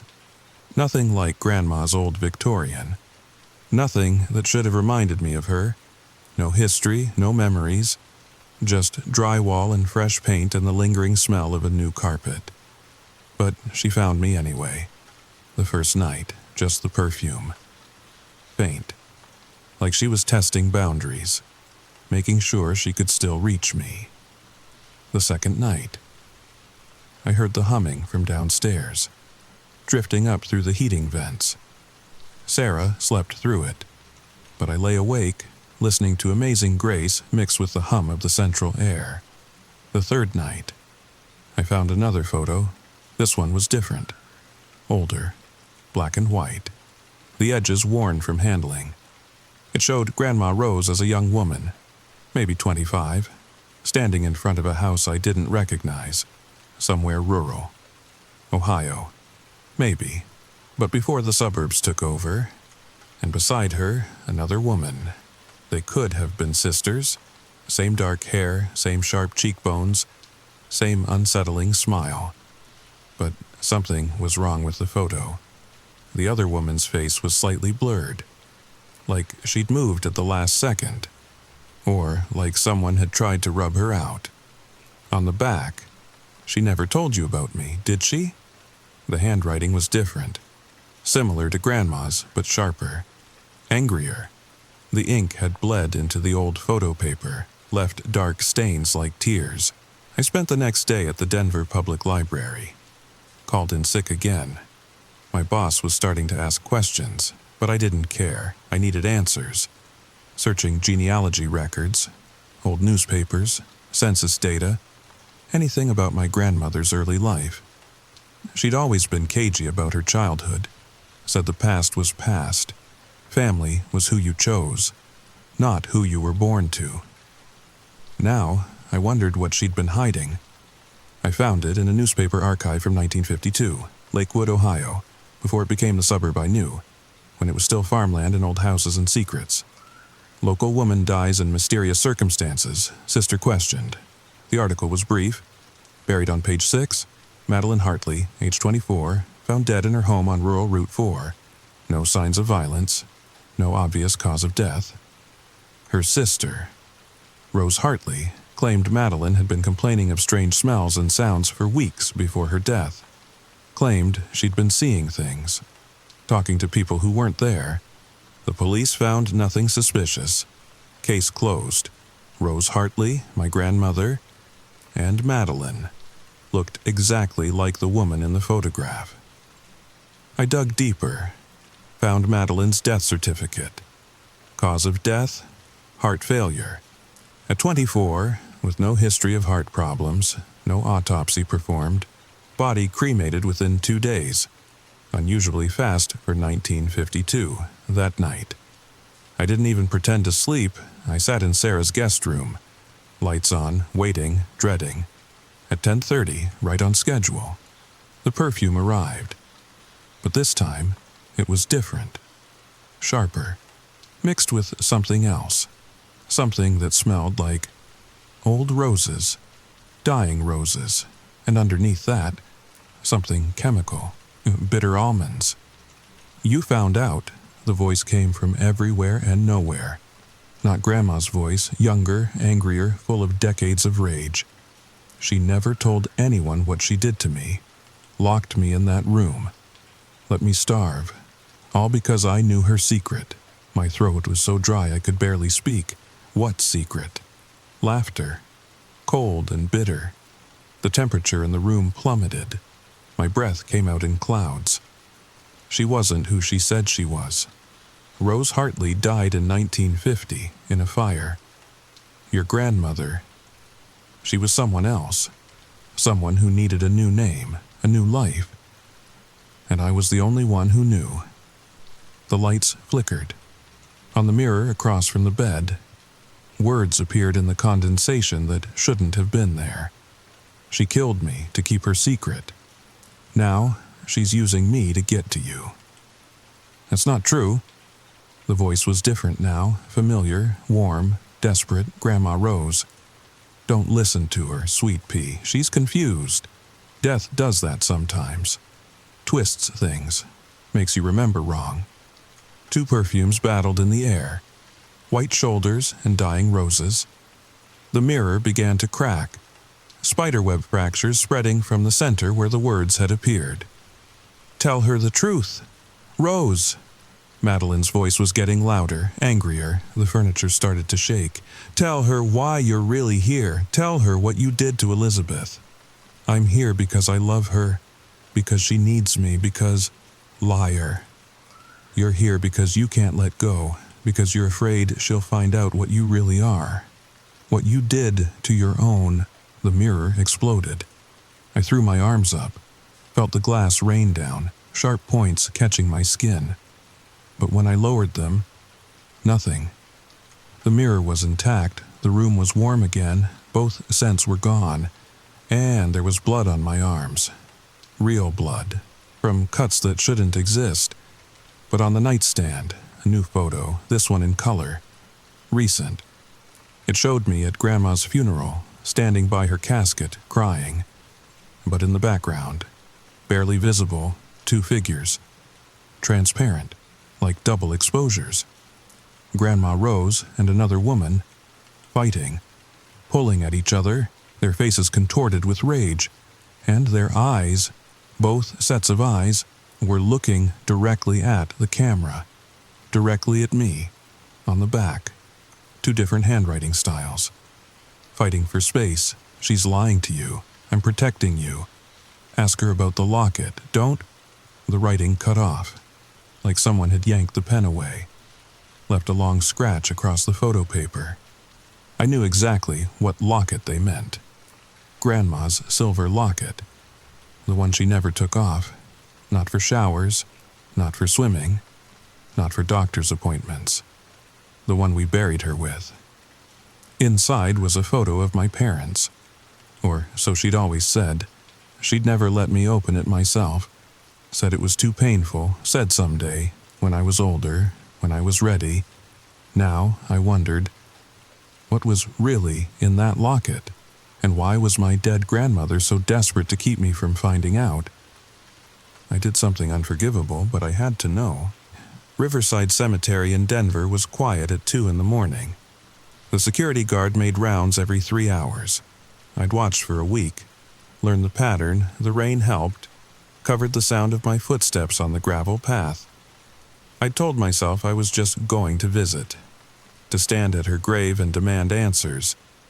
But I'd brought the shovel anyway, hidden in my trunk like evidence of a crime I hadn't committed yet. The earth was softer than I expected. 5 years wasn't that long, and Grandma had insisted on a simple pine coffin. Returned to the earth properly, she'd said. Biodegradable, eco-friendly. Now, I wondered if there was another reason, if she'd known someone would come looking. I won't describe what I found. What 5 years underground does to someone you love, what remains when the earth reclaims its own. But the locket was there, still around her neck, still cold and perfect against what remained. Untouched by time or decay, my hands shook as I opened it. The tiny clasp fought me, like it didn't want to reveal its secret. No pictures of my parents. Instead, a single photo cut to fit, a little girl, maybe 6 years old, standing in front of the same house from the old photograph. Dark hair in careful ringlets. Familiar eyes. Too familiar. My eyes. My exact eyes. It was me. But not me. The clothes were wrong. A dress from the 1940s. The background was all wrong. Black and white, aged. But that face, on the back of the photo, crammed in tiny letters. Barely legible. Elizabeth Thorne, 1947, my greatest sin. The smell hit me then. Both perfumes, swirling together, fighting each other. White shoulders and dying roses. So strong I gagged.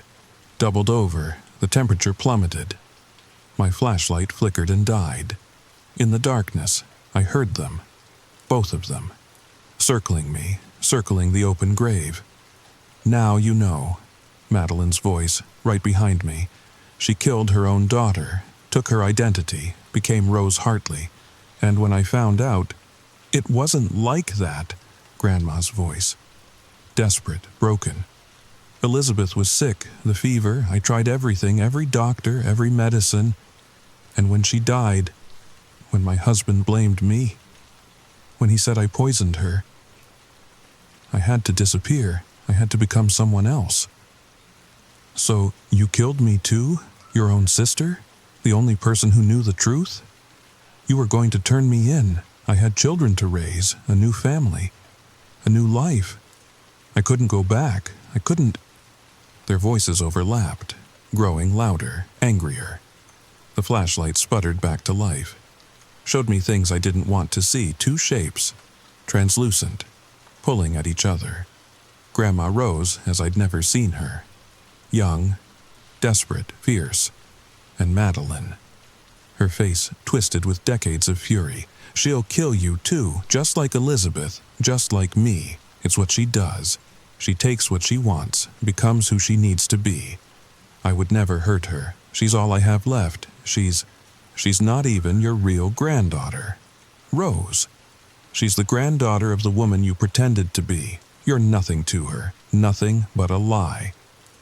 The ground beneath me started to shift, the carefully dug hole widening, trying to pull me down, to pull me into the grave with what remained of the woman who raised me. I scrambled backward, dropped the locket. It hit the coffin with a metallic clink that seemed to echo forever. Then, silence. The perfumes faded, the temperature normalized. My flashlight steadied. And there, sitting on the edge of the grave, was another Polaroid. But this one was different. It showed 3 figures. Grandma Rose as I remembered her. Old, kind, tired. The woman who must be Madeline. No longer angry, just sad.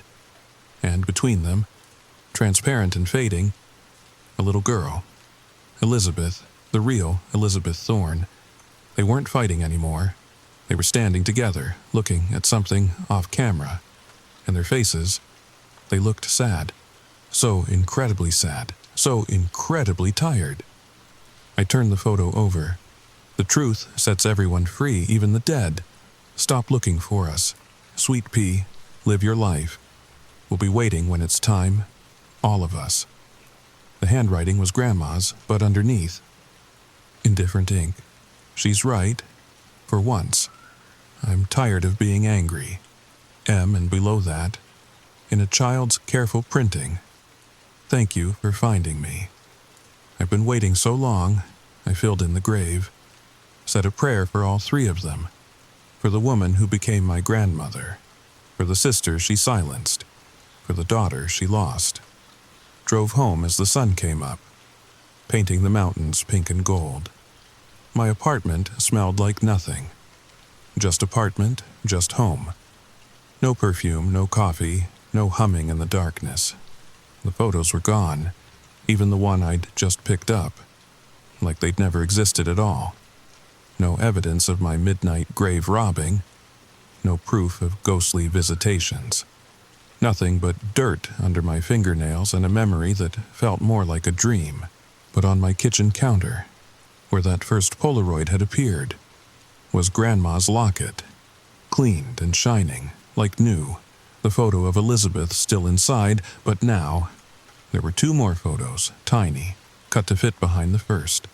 One of my parents, their wedding day, young and hopeful and alive. One of me, the day of my college graduation. Grandma Rose beside me, both of us beaming with pride. I wear it now, every day, a reminder that family secrets have a way of surfacing, that love can become obsession, even after death. The people are complicated, make terrible choices, carry guilt that follows them beyond the grave. And that, sometimes, the best thing you can do for the people you've lost is let them go. I haven't smelled White Shoulder's perfume since that night, but sometimes, when I'm very quiet, when the world is still, I think I hear a little girl laughing, free at last, after more than 70 years of waiting, of being trapped in a locket, in a lie, in a grave that wasn't hers. And sometimes, I laugh with her, because I understand now why Grandma came back. It wasn't to haunt me, it was to be found out, to be forgiven, to let Madeline go, to let Elizabeth go, to let herself go. The dead don't want to hurt us. They just want to be understood, to be remembered as they really were. Not the lies they told, not the people they pretended to be, but who they actually were. Flawed, frightened, human, even in death. The strange thing is, I still don't know if I believe it all happened. Our minds do incredible things when we're grieving, when we're guilty, when we're desperate for connection with those we've lost, when we need to make sense of family secrets we stumble upon. Maybe I imagined it all. Maybe the stress and the loneliness finally caught up with me. Maybe I found some old photos in a box I'd forgotten about.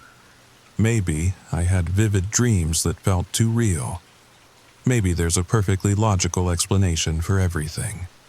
Or maybe, just maybe, the dead really do watch over us, protect us, haunt us, and sometimes they need us to protect them too, to uncover their truths, to set them free, to forgive them for the choices they made when they were alive and afraid.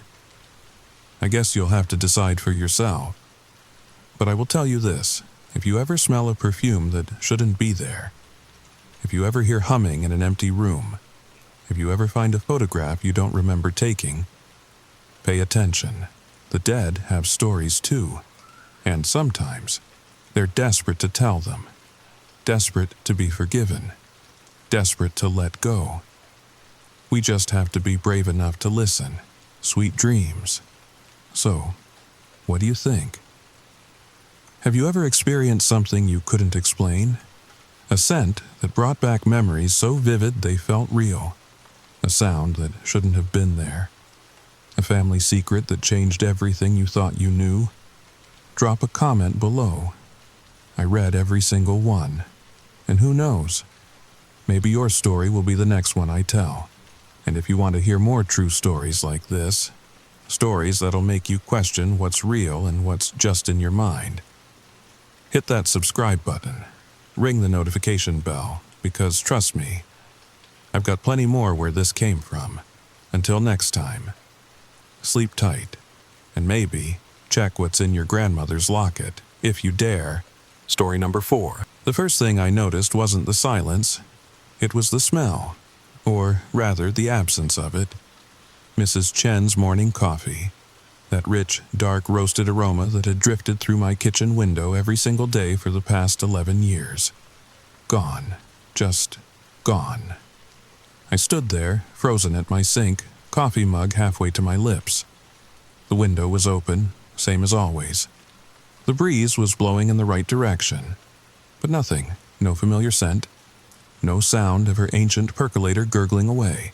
That's when I knew something was wrong. You don't realize how much you depend on the little rhythms of life until they suddenly stop.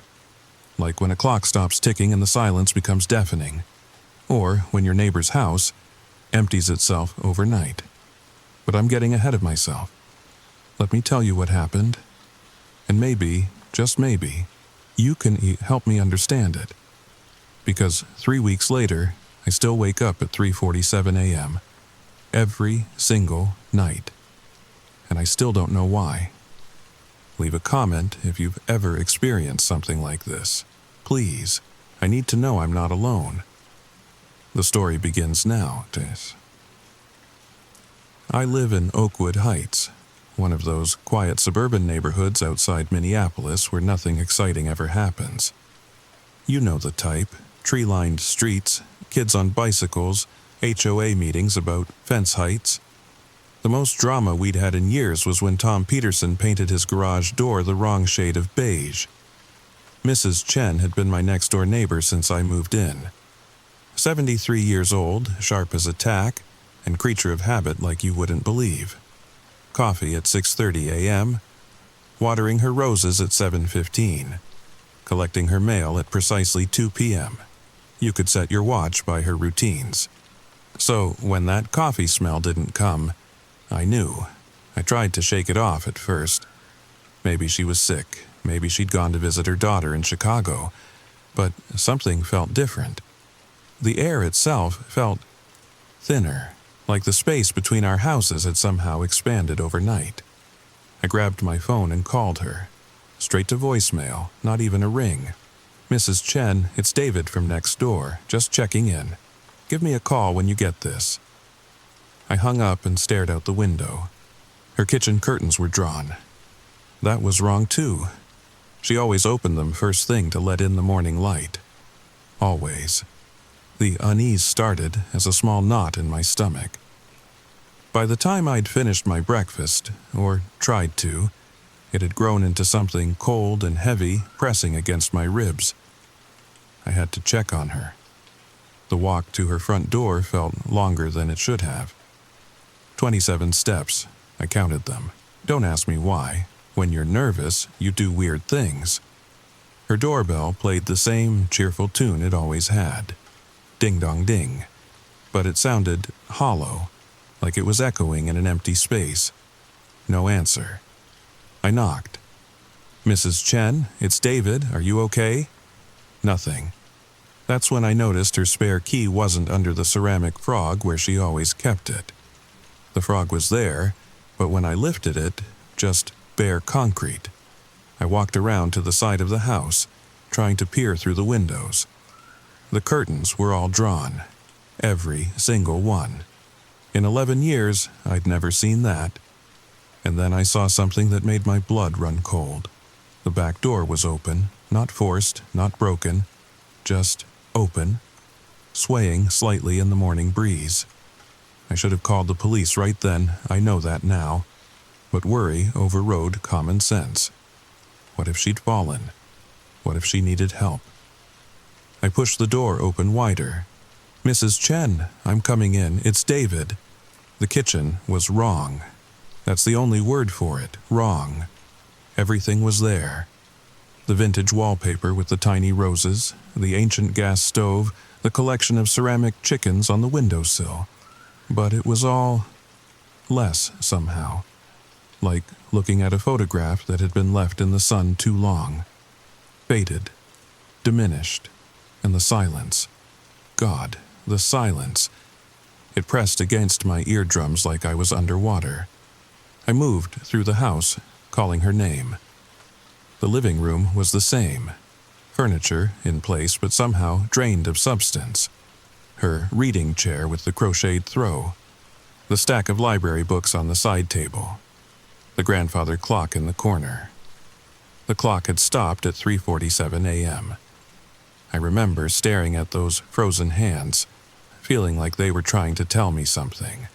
But what? Her bedroom door was closed. I knocked softly. "Mrs. Chen?" When I opened it, I found nothing. Not nothing as in empty, nothing as in void. The room was there. Bed made perfectly, slippers lined up beside it, reading glasses on the nightstand. But Mrs. Chen wasn't, and I don't mean she wasn't in the room. I mean she wasn't anywhere. It was like she had never been. Like the space where a person should be had been carefully, precisely erased. The photograph on her nightstand, the one of her late husband. The face was gone, not torn out, not faded, just absent. A blank space in a suit and tie. My hands were shaking as I backed out of the room. This wasn't right. This wasn't possible. I fumbled for my phone, ready to call 911, when I heard it. A sound from upstairs, a soft thump, like something being set down. Mrs. Chen's house didn't have an upstairs. I stood frozen in the hallway, phone in hand, listening. Another thump, then a dragging sound, like furniture being moved across wood. I looked up at the ceiling. Smooth, white, perfectly normal, but the sounds were definitely coming from above. My finger hovered over the emergency call button. But what would I say? Help, my neighbor's house has a second floor that doesn't exist? The dragging stopped, then footsteps. Slow, measured, walking from one end of the impossible upstairs to the other. I needed to leave.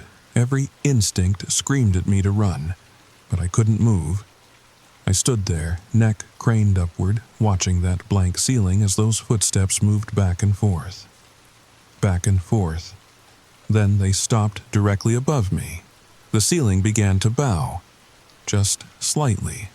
like something heavy was pressing down. A hairline crack appeared, spreading outward like a spider web. That broke the spell. I ran. I burst out the back door and didn't stop until I was in my own kitchen, door locked behind me. My hands were shaking so badly I could barely hold my phone. I called 911. 911, what's your emergency? My neighbor, Mrs. Chen, she's missing and there's something wrong with her house. Is she injured? Do you need medical assistance? I don't know, she's not there. But there's someone else, upstairs. But the house doesn't have an upstairs. A pause. Sir, have you been drinking? No. Listen, something's wrong. Please send someone. We'll send a unit to check on your neighbor. What's the address? I gave it to them and hung up. Then I stood at my window, watching, waiting for the police to arrive. They came 15 minutes later, 2 officers. I watched them approach the house, knock, then enter through the same open back door. They were inside for less than 5 minutes. When they came out, they walked straight to my door. The younger officer looked confused. The older one looked worried. Mr. Davidson? I'm Officer Martinez. You called about your neighbor? Yes. Did you find her? Did you hear the footsteps? They exchanged a glance. Sir, we need to ask you a few questions. When was the last time you saw Mrs. Chen? Yesterday afternoon. She was watering her roses. Why? What did you find? Officer Martinez pulled out a notepad.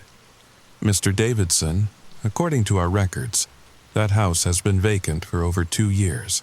The previous owner, a Mr. Robert Chen, died in 2021.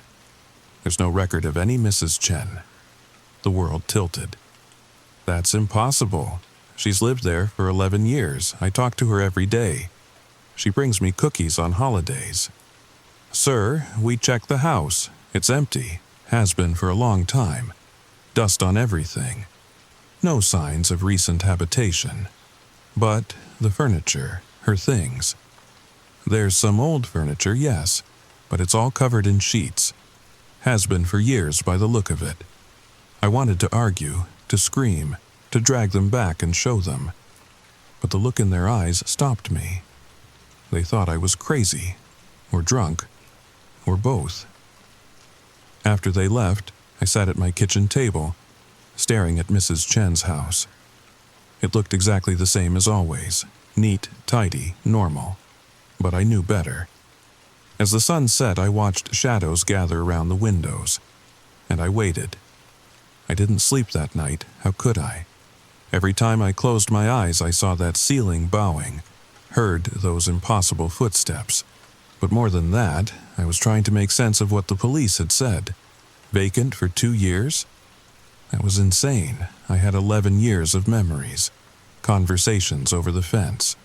Her bringing me soup when I had the flu, teaching me how to prune roses properly. Were they all false? At 3:47 a.m., I was wide awake, staring at my alarm clock. Waiting. For what, I didn't know. That's when I heard it. A door closing. Not slamming. Just a soft click from Mrs. Chen's house. I crept to my window and looked out. The house was dark. But there was something different about the darkness. It seemed deeper, more substantial, like it had weight. And then I saw a light, not in any window, but through the walls themselves. A soft, pale glow that seemed to pulse like a heartbeat. I grabbed my phone and started recording. I needed proof, evidence that I wasn't losing my mind. The light grew brighter, and I could see shadows moving inside. Not human shadows. They were too long, too angular. They moved in ways that hurt to watch, like they were bending through dimensions my eyes couldn't properly process. The recording lasted 17 seconds before my phone died. Not low battery, not shut down. Dead. Like something had drained it completely. I spent the rest of the night watching. The lights faded just before dawn, and the house returned to its false normalcy. When the sun came up, I did something I probably shouldn't have. I started investigating. First, I checked county records online. The officers were right. Robert Chen died in 2021. But there was no mention of a wife. No Margaret Chen in any database I could access. But I had photos. We'd been at the same neighborhood barbecue last summer. I pulled them up on my laptop. She wasn't in them. I was there. The Petersons were there. Even the spot where I knew she'd been standing, right beside the grill, talking to Janet Morrison. But no Mrs. Chen. Just an empty space where my memory insisted she should be. My hands were shaking as I scrolled through more photos. Birthday parties, holiday gatherings, years of images. She wasn't in any of them, but I remembered her being there. I remembered taking some of these photos myself, making sure to get her good side because she was always self-conscious about photographs. How could I remember something that never happened? I needed answers, real answers. So I did what any desperate person in the digital age does. I went to the internet, forums, Reddit threads, obscure websites about unexplained phenomena. I searched for hours, using every combination of keywords I could think of. Disappearing neighbors, false memories, houses that empty themselves. Most of it was garbage, creepypasta fiction, conspiracy theories about government mind control. But then I found something, a thread from 3 years ago. The title made my blood run cold. My neighbor never existed, but I remember them. The story was eerily similar. A woman in Portland. Her elderly neighbor lived next door for years. Then one day, gone. House empty. No records, no photos. Just memories that everyone else said were false. I sent her a private message. This happened to me too. Please, I need to talk to someone who understands. While I waited for a response, I kept searching, and I found more. Not many, but enough. Scattered across different forums, different years. Always the same pattern. A long-term neighbor, usually elderly, suddenly gone, house empty, no proof they ever existed, and one detail that made my stomach turn. They all mentioned the same time, 3:47 a.m. My laptop pinged. The woman from Portland had responded.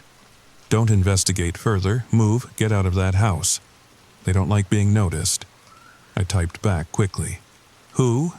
Who doesn't like being noticed? Her response came immediately. I don't know what they are, but they're not gone. They're still there. In the spaces between. Waiting. Waiting for what? This time, the pause was longer. When the message finally came, it was just 2 words. Their turn. I stared at the screen, ice in my veins. What does that mean? Whose turn? No response. I waited an hour, then I checked her profile. It had been deleted. Every trace of her posts, her comments, her existence on the forum, gone. I was on my own. As afternoon crept toward evening, I made a decision. I had to go back into Mrs. Chen's house. I needed to understand what was happening, but this time I'd be prepared. I grabbed a flashlight, my backup phone, and, this sounds stupid now, but a baseball bat. Like I could fight off whatever was in there with sports equipment. The back door was still unlocked. I pushed it open and stepped inside. The house was different in daylight. Still wrong, but wrong in a new way. The fading I'd noticed before had progressed. Colors were leaching out of everything. The rose wallpaper was nearly gray. The ceramic chickens on the windowsill looked like they were made of ash. And the smell, or lack of it. Houses have smells. Lived-in smells. Coffee and cooking and cleaning products and just life. This house smelled like nothing. Absolute nothing. It was like breathing void. I made my way to the living room. The grandfather clock still read 3:47. That's when I noticed something I'd missed before. The books on the side table. I could see their spines, but the titles were blurred, like trying to read in a dream. The harder I looked, the less sense they made. I picked one up.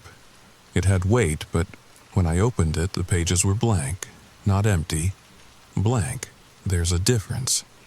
Empty pages are still pages. These were nothing pretending to be something. A sound from upstairs.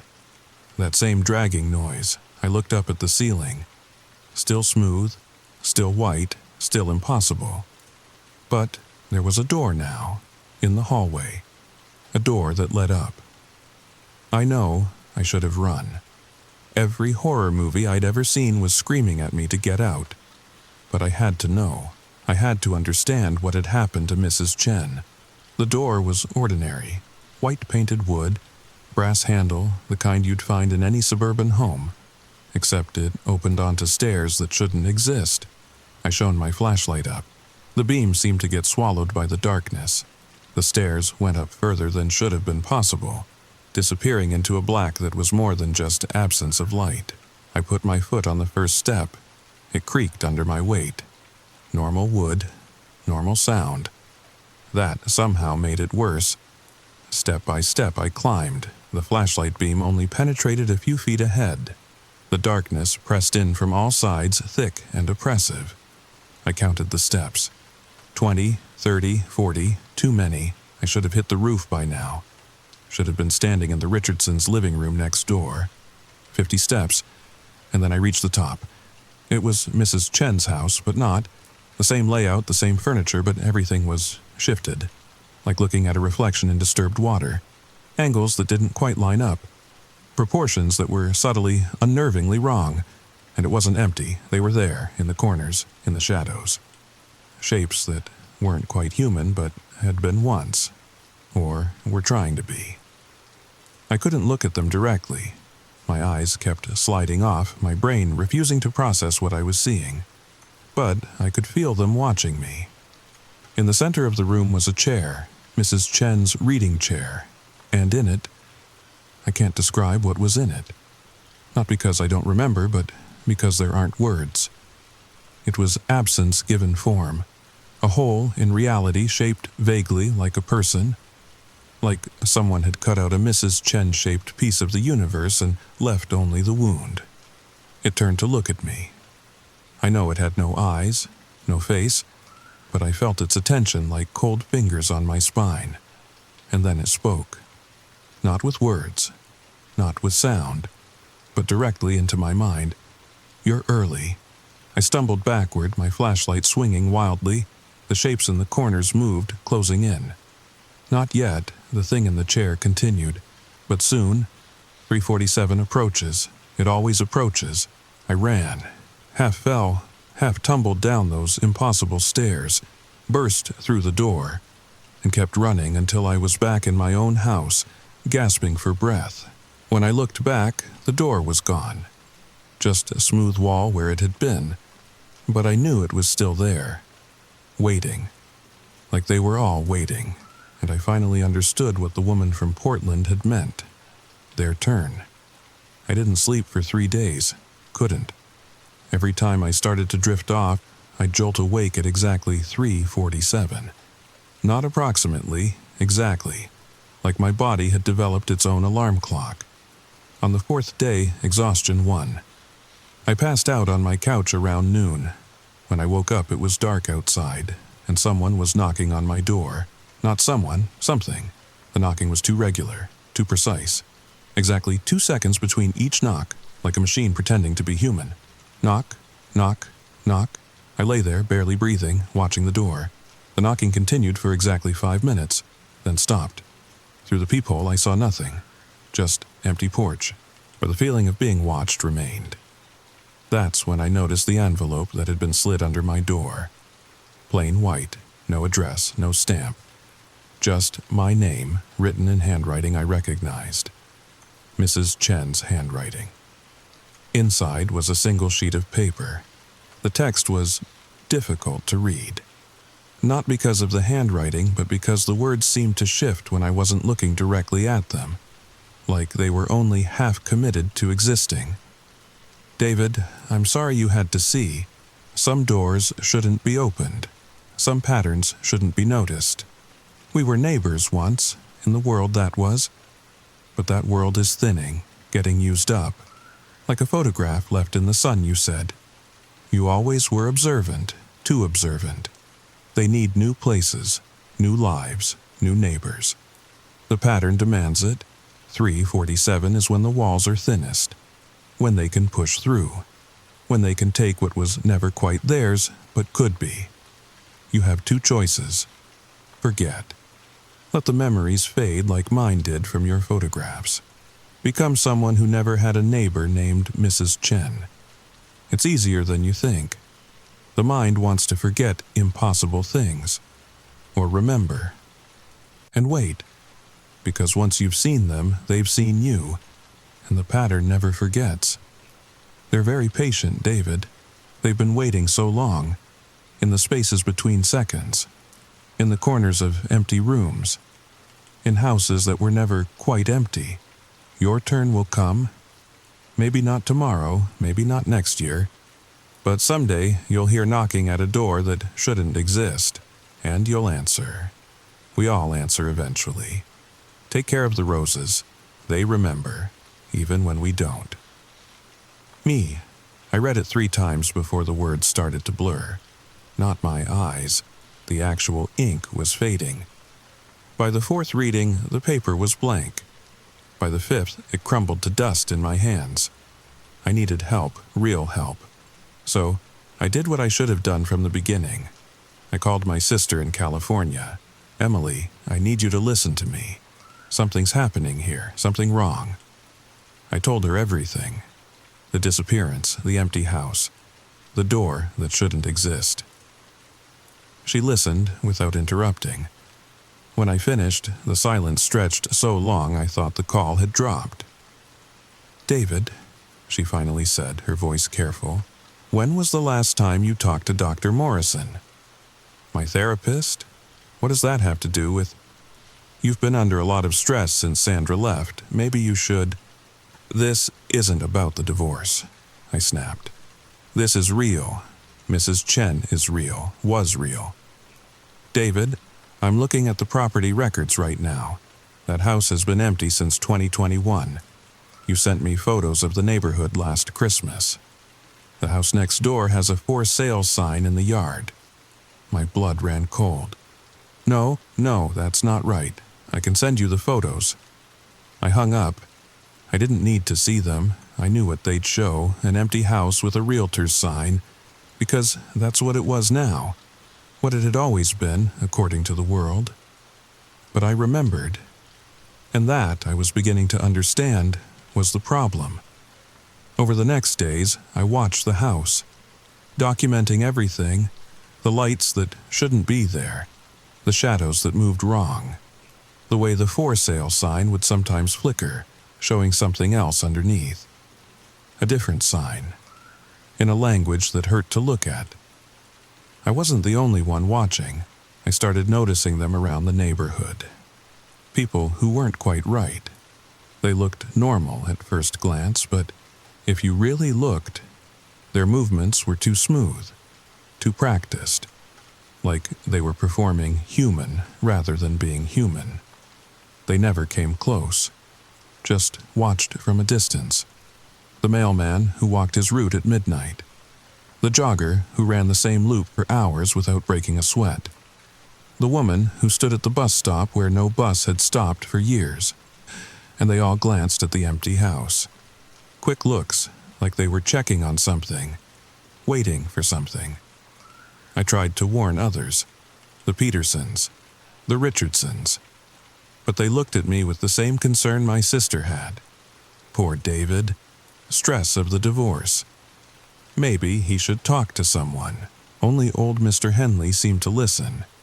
He lived 5 houses down, had been in the neighborhood longer than anyone.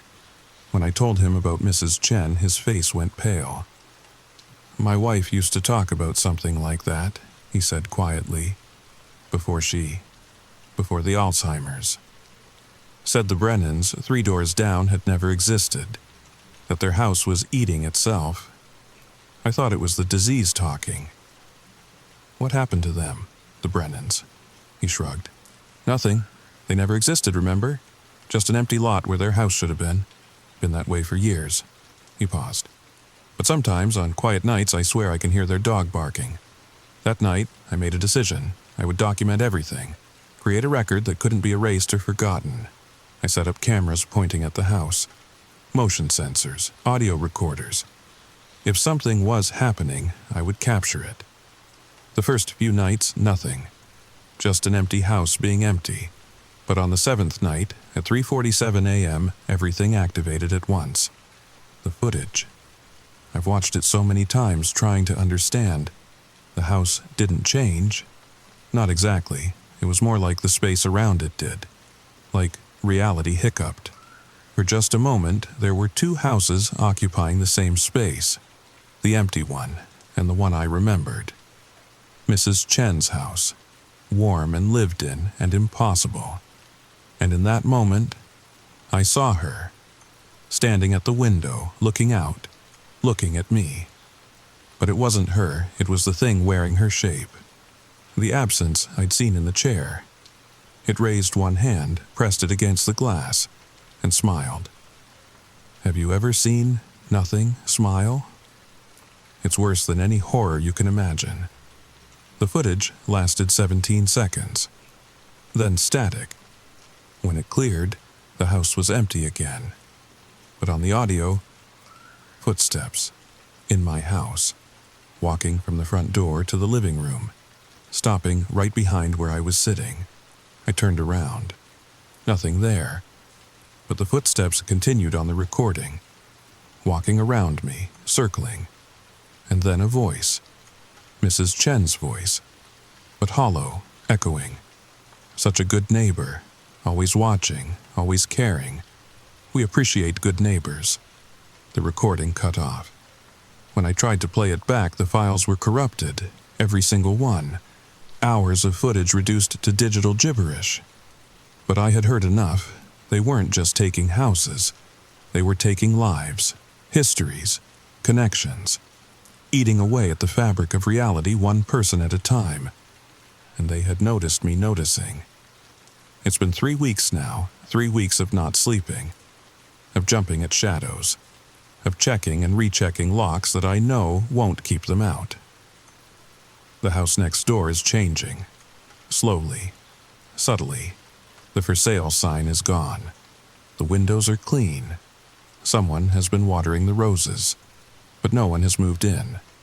Not officially. The realtor claims the sign was never there. The property was never listed. The records show it's been continuously occupied since it was built in 1963 by Margaret Chen, age 73, retired teacher, loves roses and making cookies for the neighbors. I've met her twice now. The new Mrs. Chen. She looks exactly like the old one. Sounds like her, acts like her. But when she smiles, there's something wrong with the edges, like a mask that doesn't quite fit. She brought me cookies yesterday, chocolate chip, my favorite, just like the old Mrs. Chen used to make. I didn't eat them. "You look tired, David," she said, standing on my porch. "Haven't been sleeping well?" "Just stress," I managed. "You should take better care of yourself. After all, we're neighbors. Neighbors look out for each other." The way she said it made my skin crawl, but I smiled and nodded and took the cookies. What else could I do? Call the police? Tell them my neighbor who never existed has been replaced by something pretending to be the person who was never there? I know what's happening. The pattern the real Mrs. Chen mentioned. They take someone, erase them from reality, then replace them with whatever they are, and the world adjusts. Memories rewrite themselves. Records change. Photos alter. Unless you remember. Unless you resist the rewriting. But remembering comes with a price. The watching has intensified. They're not subtle anymore. I see them in broad daylight now, standing in my yard, peering through windows. Always at the edges of vision, but definitely there. And the invitations have started. Little things at first. The doorbell ringing at 3:47 a.m. No one there, but the door slightly open. Like something wants me to step outside. Then finding my car keys in Mrs. Chen's mailbox. my missing coffee mug on her porch, tiny excuses to go over there to enter the house. Last night I woke up standing in my front yard, no memory of how I got there. I was 3 steps from her walkway, 3 steps from crossing over. They're getting impatient. Mr. Henley stopped by this morning, but it wasn't him. Oh, it looked like him, sounded like him, but the eyes were wrong, too deep, too knowing. "Beautiful day, isn't it, David?" he said. "Perfect day for gardening. Mrs. Chen could use some help with her roses." "I'm busy," I said. "Are you?" He tilted his head in a way that human necks shouldn't tilt. "Seems like you've got nothing but time these days. All that watching, all that worrying. Wouldn't it be easier to just let go? Let go of what? Whatever you're holding on to so tightly? Memory is such a burden, don't you think? All those heavy years, all those connections to people who may or may not have existed. Wouldn't it be nice to start fresh?" I shut the door in his face, but I could hear him standing there for hours, not moving, just standing, waiting. I've been thinking about the woman from Portland, how her profile disappeared, how she vanished from the forums. Did she forget, or did she become like them? Another watcher, another thing, wearing a human face looking for the next person who notices too much. Is that what happened to the real Mrs. Chen? Did she see someone disappear? Did she investigate? Did she resist until they made her one of them? The pattern, always the pattern. I found something today, hidden in my garage. A box of photos I don't remember taking. Pictures of people I don't recognize. Standing in front of houses that look familiar but wrong. All smiling, all normal, all impossible. And in every photo, somewhere in the background, a clock. Different clocks, different places. But all showing the same time. 3:47. On the back of each photo, names and dates. The Wilsons, 1987. The Kovacs, 1995. The Brennans, 2003. The Yamadas, 2011. The Chens, 2019. And at the bottom of the box a photo that made my hands shake. Me, standing in front of my house, smiling. Normal. But the date, 2027. 2 years from now, or 2 years ago, or never. Time doesn't seem to matter to them. I'm running out of time. Or maybe I've already run out and just don't know it yet. Maybe I'm already one of them, writing this to draw you in. To make you notice. To make you remember things that shouldn't be remembered. But no, I'm still me. I have to be. Because I'm scared. And they're never scared. They're patient. Inevitable. But never scared. So I'm writing this down, posting it everywhere I can. Because maybe if enough people know, if enough people remember, it will stop. Or at least slow down. Or maybe that's what they want. Maybe every person who reads this, who starts to question their own neighbors, who begins to notice the small wrongnesses in their world, maybe they become part of the pattern too. I don't know anymore. It's 3:30 a.m. as I write this. 17 minutes until the walls get thin. 17 minutes to make a choice. I can hear her outside, the new Mrs. Chen, humming while she waters her roses. At 3:30 in the morning, in the dark, the sound is getting closer. I think I'm going to go outside just to look, just to see the roses one more time. They're beautiful, you know. Even in the dark, especially in the dark. They remember, even when we don't. If you're reading this, check your neighbors. Really look at them. Count how many you remember who aren't in any photos. Notice the houses that are empty but maintained. Watch for the people who move too smoothly, smile too perfectly, exist too precisely. And if you see them, if you really see them, you have the same choice I do. Forget or be forgotten. It's 3:46 now. The humming has stopped. She's knocking at my door. Such a patient knock, such a friendly sound. I'm going to answer it. After all, we're neighbors. Neighbors look out for each other, don't they?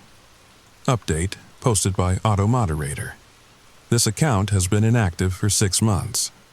The house at the address mentioned in the post shows no records of recent occupation.